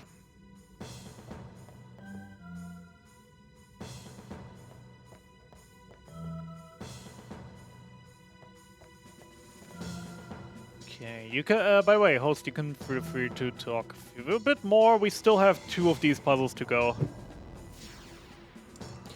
All right. So, there are other bit wars coming up as well, which are both language choices. Phineas and Ferb Ride Again Any Percent by the runner who opened this marathon currently has German on 29 euros in the lead, Dutch on 15 euros second, and Spanish, Italian, and English no money yet. So maybe you want to hear it in Spanish. I'm not sure that Tiltoon speaks Spanish, so that could be fun. Or maybe even on Good Job, I'm pretty sure Double Double runs that. Dutch is in the lead with 25 and German on 10, but you could, for example, donate Korean, and I know for a fact he doesn't speak that. So maybe it confuses him. Maybe in settings or something, he needs to find volume and there's a problem which one he needs. So that could be fun. And for another upcoming run, we have Hot Lava All Courses. There's a category choice between vault jump or boost jump. So, I mean, boost jump sounds cooler, I agree. right? So That's, put some money on that, because there's no money on that yet. So if you just put 5 euros on that, it's already in the lead. As a guy that played Unreal Tournament growing up in high school or middle school, I suppose, in America. Absolutely.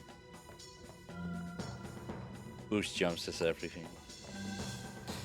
I actually just had a stupid idea that's probably going to be hard to organize, but whatever. Gonna need some quick work in the last seconds of the run. Oh. Because I actually just had a nice idea, which is probably for me going to be hard to do for everyone else who wanted to meet the 50 cents a useless crit incentive as well. Gonna be easier because you're not playing the game on the wrong side. But basically the final fights would be a perfect time to already throw that donation in. Mitchie probably knows why. No, I have an idea. Because we're already... Alright, well, not spoiling the surprise. But yeah, actually just like... I probably won't need my notes for that anymore, so I could try to do it alongside the last bit of playing, but we'll see in the end. Yeah, casually this is another fight where you can struggle quite a bit.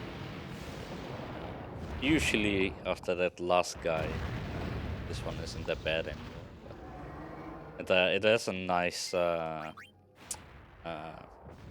Ooh, useful crit. Nice, very nice. nice thread where you have to change all the platforms and stuff. It's a really cool fight, but we just slap him like everything else. Yeah, for this useless useful crit right now, this is actually huge for us, because else he'd get to attack me twice before I get another turn to do the second hit to hit him. So that saved actually a bunch. So very happy about that. Were you 1 XP short? Did I see that right? Maybe. Alright, so we need the return sphere. We return somewhere over here. Where is it? Gotta find it. There. There are easier button commands that are actually on the notes on what to press where to get where. But I'm too lazy to learn those, so I usually just do it the slower way of maneuvering around manually. Alright. Little heal, and we're going into definitely one of the definitely also a strong contender for worst boss fight of the game. Oh yeah. Because there are just so many mechanics. I also have to say, the fun thing is, another thing, until I started speedrunning, I never knew how to actually work this fight. I had a personal strat worked out that worked every single time, but like that basically bypassed the intentional strategy here of this fight. Also strong contender for best cutscene. Now, this is it. Now's the time to choose. Die and be free of pain, or live and fight your sorrow. Now's the time to shape your stories. Your fate is in your hands. I'm proud, dude. So yeah, actually, fun fact. So basically, the intentional thing is the Hellbiter attack right now inflicts zombie status. With the zombie status, you're immune to the mega death that she does as soon as she goes into phase 3. I always had gear that prevented me from getting zombie. So I never actually found out that I got for the Seymour Flux fight already. So I never actually found out that you're immune to death while you're in zombie. So what I did then was also on top of the gear that I grinded endlessly for to get so I would have the no zombie. I also grinded a no death. So I had one character with no death armor and then just throw Mega Phoenix afterwards. This is how I personally did it. And that is Unalaska done with an all-rounder. Oh, nice. I actually checked the item drop. I actually managed to check the drop. I haven't checked the drop on this fight in forever, and it's actually a good drop that saves me time now that I know that I have it. Nice. So, Unalaska, if she drops a weapon, it will always have the ability Zombie Strike, which will be huge for the final boss fight. Because we can, with that, basically save like 20 seconds of sphere gridding to get the zombie attack ability. Now I can just equip that weapon and be done. Alright, and with that, we are moving on to the final area of the game. We still have a few more fights to go, and then we move on to the final area of the game. We're almost nearly done. This is usually, for me, when I play this normally, about the 9-hour mark, and we're not even... no, probably by now we're 3 hours in. Yeah, 3.5. Yeah. 3.5 or... Oh boy, I gotta pick up the pace. Yup. I actually gotta pick up the pace. Man, I knew this run was bad, but... I've been swinging die 4 or 5 times. Yeah. No, just to say, comparing to PB RTA finishes in 7 minutes. You also got unlucky though with that encounter right at the last step, which broke cutscene remover. Fair. So that wasn't even your. Yeah, the cutscenes are literally 5 to 6 hours long. I don't know exactly, but. It is literally like the top runners of this category have a times down by now to 3. No, actually we broke sub 3.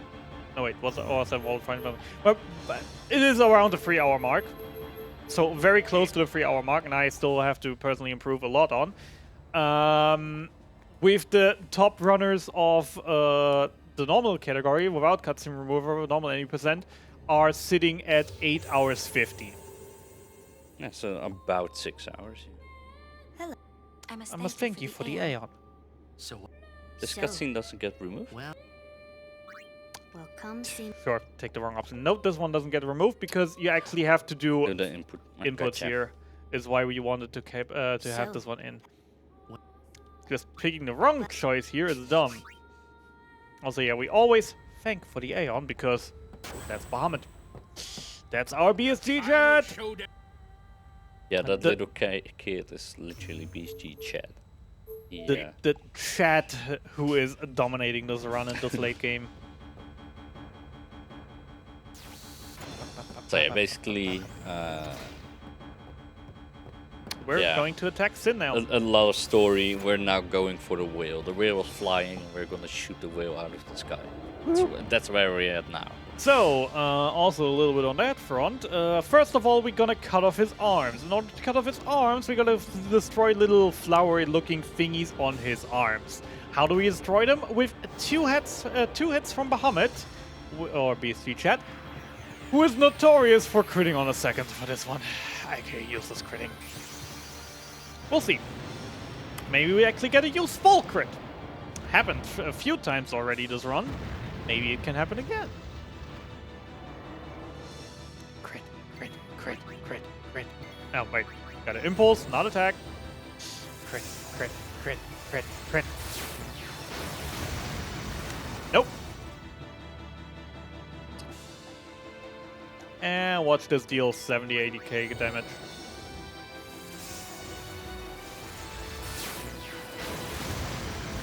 Oh, okay. No crits? Alright.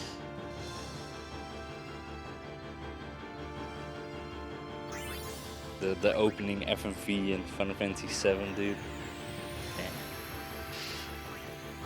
And the transition from Cloud on the train into like the you know, the Lego hands. You know what I mean? That was so cool back in the day. Yeah, I'm that old that I actually experienced that. This boss fight really don't have much to say about it. It's just I mean, generally, boss fights, there's not No. much to say about it. We just not bonk, anymore. we just bonk, we sometimes debuff, and then we bonk some more. Yeah, like with the old strats, you essentially use Riku's mix a lot, and then you just tossed items at the bosses. Oh look, a normal-looking rock. Now it's Bahamut just slapping everything. So the end game was already quite simple and still really. This is no rock. This is no rock. This is not a rock. This guy is that's not a giant tentacle monster. This guy is not a rock. What did I say earlier about not trusting rocks? Yeah, that's what I meant, Saint Steve. Such a cool sequence. And we just ignore the tentacle monster and destroy the thing behind it. Because we can. You can? You can. Only with Bahamut or also with items? I'm not actually 100% sure on that. I haven't ran this in too long, dude. What's casual? This is like the third time that I'm like What's casual you gameplay? You can do that? Yeah. And I ran this game. To be fair, you haven't been really active. Oh no, lately. no, it's been a few years. Alright, time for a pretty annoying sequence of we run to the flight deck to talk to Yuna, get teleported back to the bridge, and have to walk all across the airship again. Yay! Who loves the mindless repeating? And I'm not out yet. I'm not walking left, I still have to walk through, and now. Yeah, there are a few nice cutscenes here that we're gonna skip, of course. But casually, man, just take it all in. It's so good. The gameplay is fire.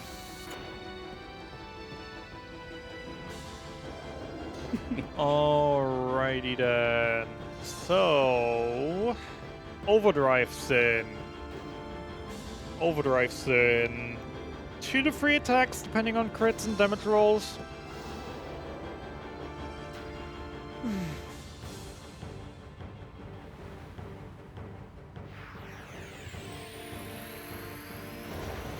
Oh look, it's Bowser from Yoshi's Island.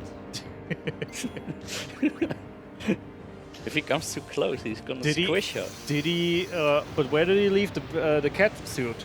Bowser's Fury is not up yet. Why is Bowser here, and why doesn't he have a cat suit? Also, look what Sin has on his head. The funny little. I don't know what you want to call it. It's a city. It's the ruins of a city. Yeah. People literally build a city on the back of him. Guess why not? Exactly. All right, good roll, please. Very nice. Okay. Well then, now that we've beaten him, we are going inside of him. We must. Then we. Good luck. Follow. Off we go through the final area, but first, Yuna out of the party. Don't annoy us. And I probably want to pull up the Omnis strats just in case I get the rare case of actually missing the attack. which I never had happen before, but first time for everything, and why not at a marathon, right? So, notes. Where am I on the notes? I have no idea. There I am on the notes. Speaking of amazing music, Yoshi's Island Bowser. Live and let live. That's such a good track. Beep, beep, beep, beep, beep, beep. Something like that.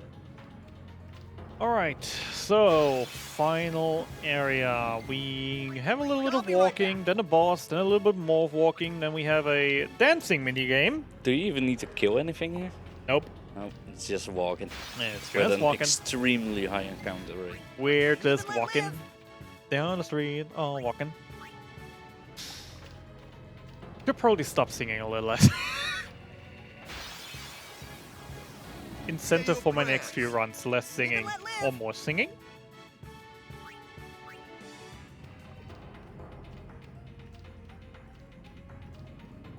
Yeah, that last Sin fight where like what I call the Bowser fight, it's literally a damage check. Because if you don't deal enough damage, you will come too close and then just one-shot you. Not just you, it actually is implied that he just actually goes berserk at that point and blows up the entire planet. Because Sin can do that. That's fun. Live and But let it's live. it's literally a damage check.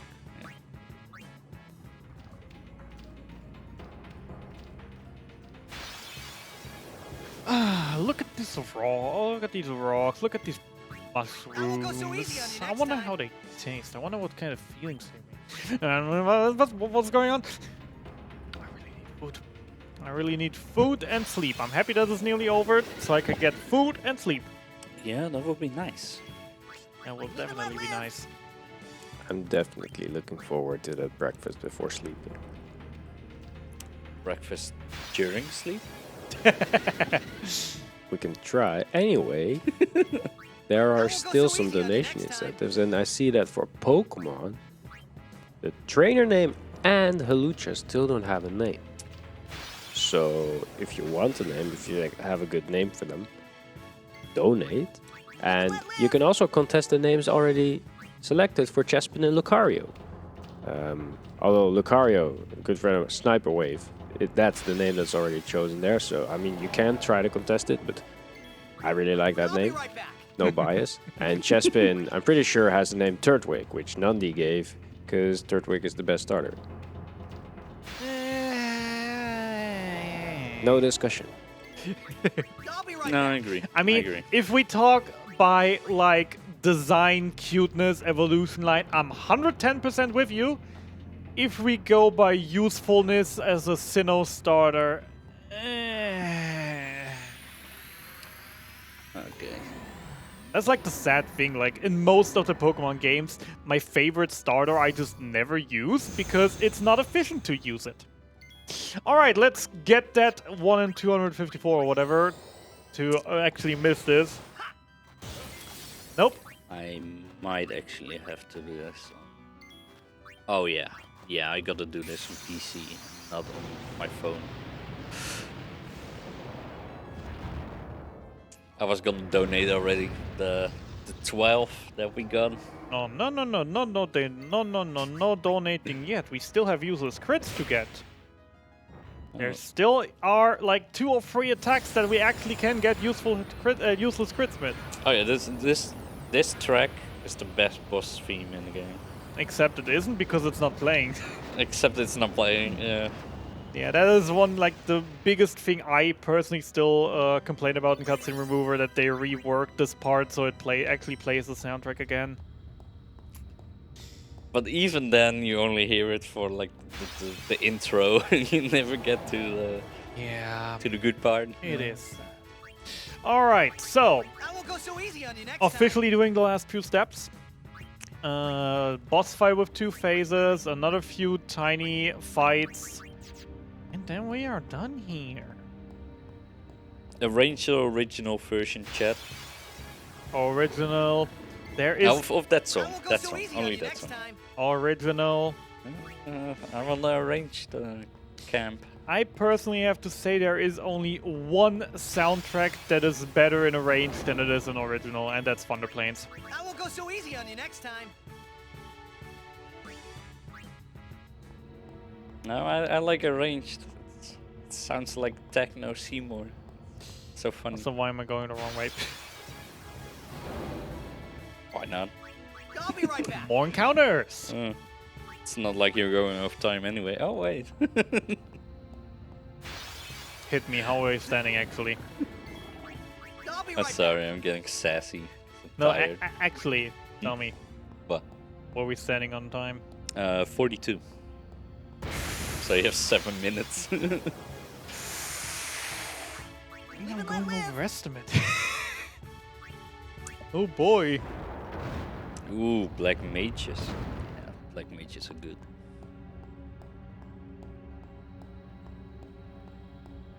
I now really need a good dancing minigame, else I'm done for.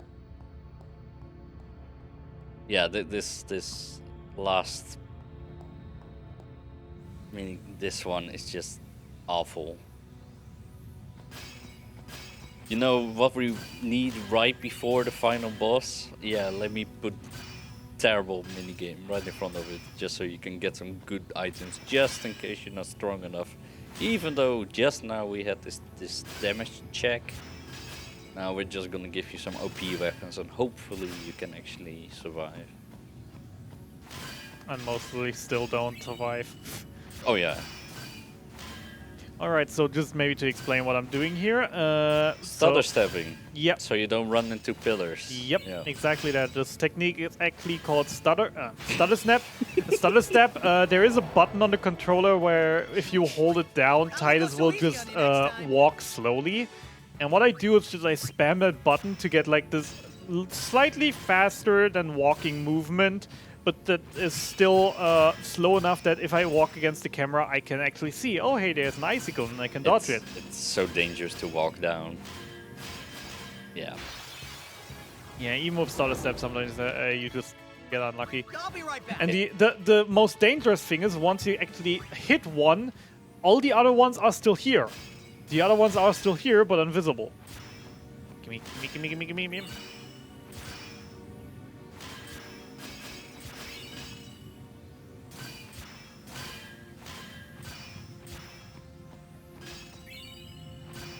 Two more. Come on. One more.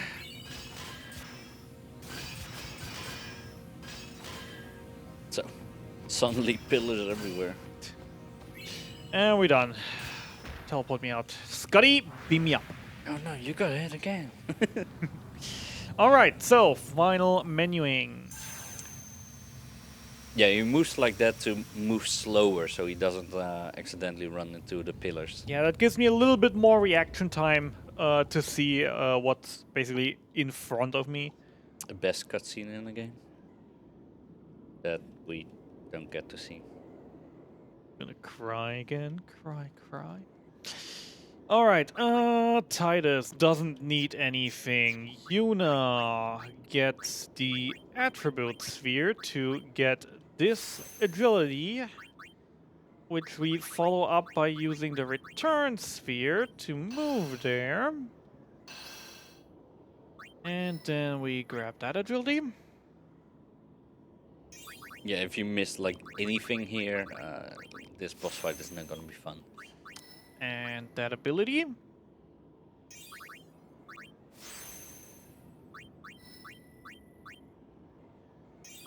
And nope. I'm happy I packed extra speeds because I nearly messed this up badly. I nearly messed this up badly. Also, I nearly also forgot. Walker gets the all-rounder. Formation Titus Yuna Oren. Alright, ladies and gentlemen, say hello to another one of the greatest soundtracks of the game. Oh yeah. Ladies and gentlemen, say hello to Otherworld!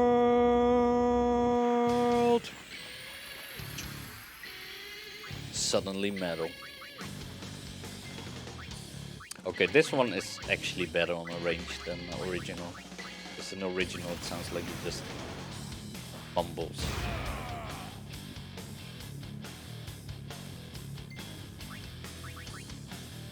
I won't lose!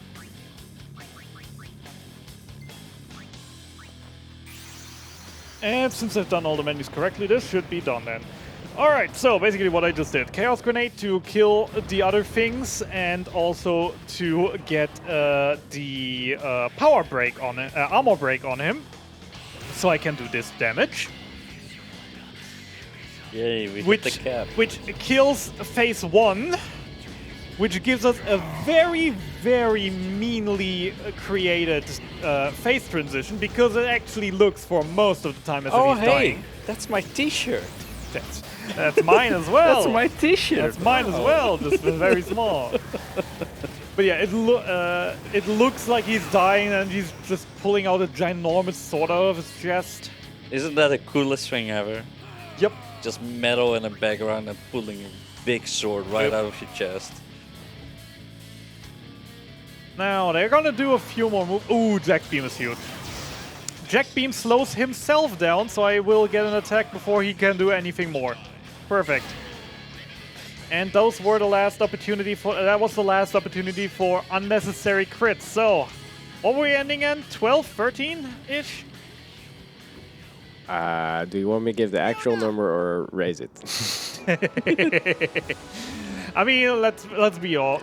I will raise it. Round it up. Round it up. I mean, it was 12, which gives you €6, which you could double that. I mean, the amount of crits were lackluster. Yeah. Hey, there was a certain thing about an incentive, like if you donate 25 over the entire marathon, you could win prizes and stuff. Because Yeah, we're just gonna... What is the strat here? Are you gonna throw money at stuff? No, I'm gonna say thank you to Oh everything. yeah, you're gonna bonk it, I'm right? gonna say thank you to everything. First of all, Valvor. So you can chill a bit. It's not very Where's thanking? interesting, this. Valvor, you carried me yeah. through the early game. Take 20,000. Don't spend it all at once. Have a nice day. Oh, you're actually gonna talk to them all. We're okay. actually going to pay.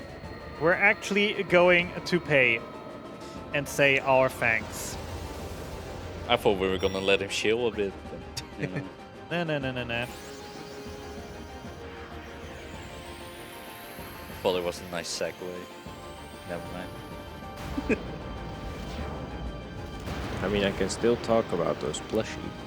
Yeah, exactly. I actually want to have the rest for myself. It will be a little bit signed while the summoning animations, but I still have things. No problem. Ifrit, the backup strat no one ever wants, no one ever uses, no one ever wants to use. You did absolutely nothing and probably will never do, but we still gotta pay you, so take 30,000. Don't spend it all at once. Have a nice day. And it looks cool. In this form.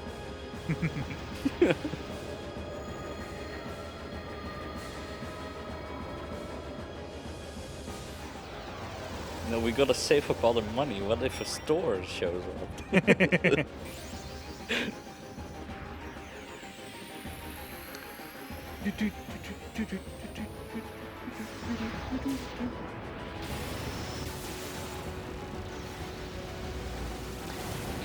Keep your change, you filthy animal. That works really well with Ixion, actually. Ixion, you carried me through Via Infinito. You didn't give me any crits, sadly, that helped me with Bahamut, but you definitely did your job very well. I thank you a lot. Take 30k, don't spend it all at once. Have a nice day. Please die.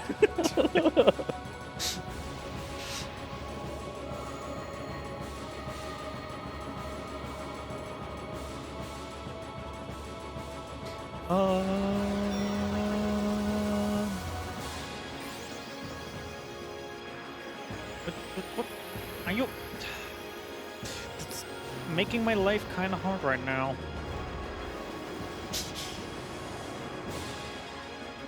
There he is, the chat of the chats.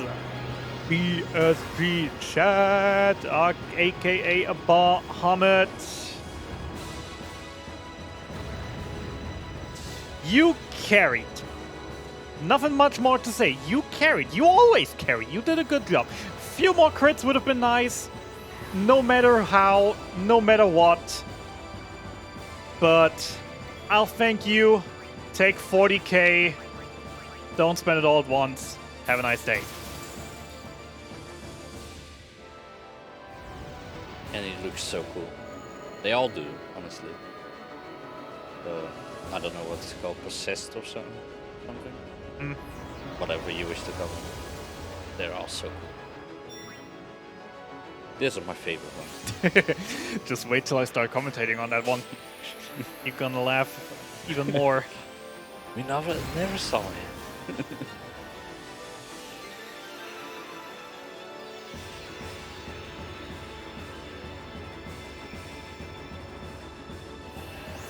Music also so good here. Oh yeah.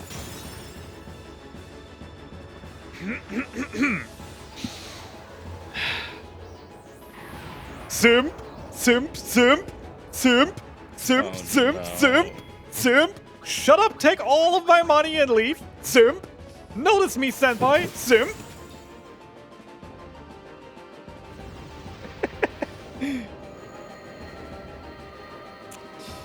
Then I'll say it will probably take still a moment to go through. I'll throw more money around. I'll throw 30 euros to Mind. Thanks for hosting or sponsoring the event. I hope we can collect a little more. And then, yeah, we're just gonna bonk, and time is coming up in a few seconds. All we have to do now that he's zombified, we throw Phoenix down. And time.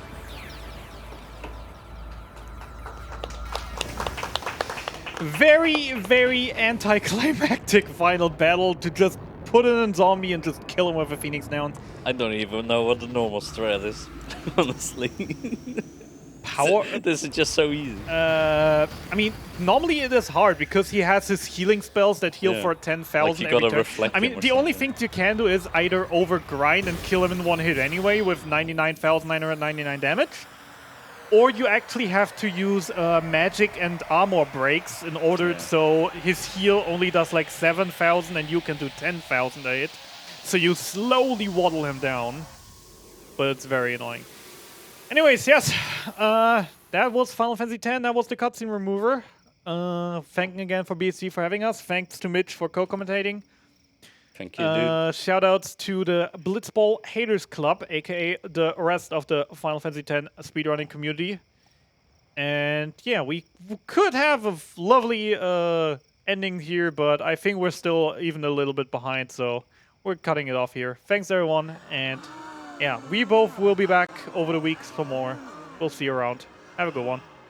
Alright, so to close this run by HabKeineName Final Fantasy X, we have 2 donations already, and I'm sure Mitchie will meet them soon. Tech Clover sent in 6 euros, 1 crit, ha ha ha, 2 crits, ha ha ha, 12 crits, ha ha ha. Greetings from Tech Clover, and HabKeineName has raised the amount to 30 euros. So thank you very much. Next up will be Xonerus with Uncharted Drake's Fortune, any percent, no airwalk, no launches. So be sure to stay tuned for that. Thank you, chat.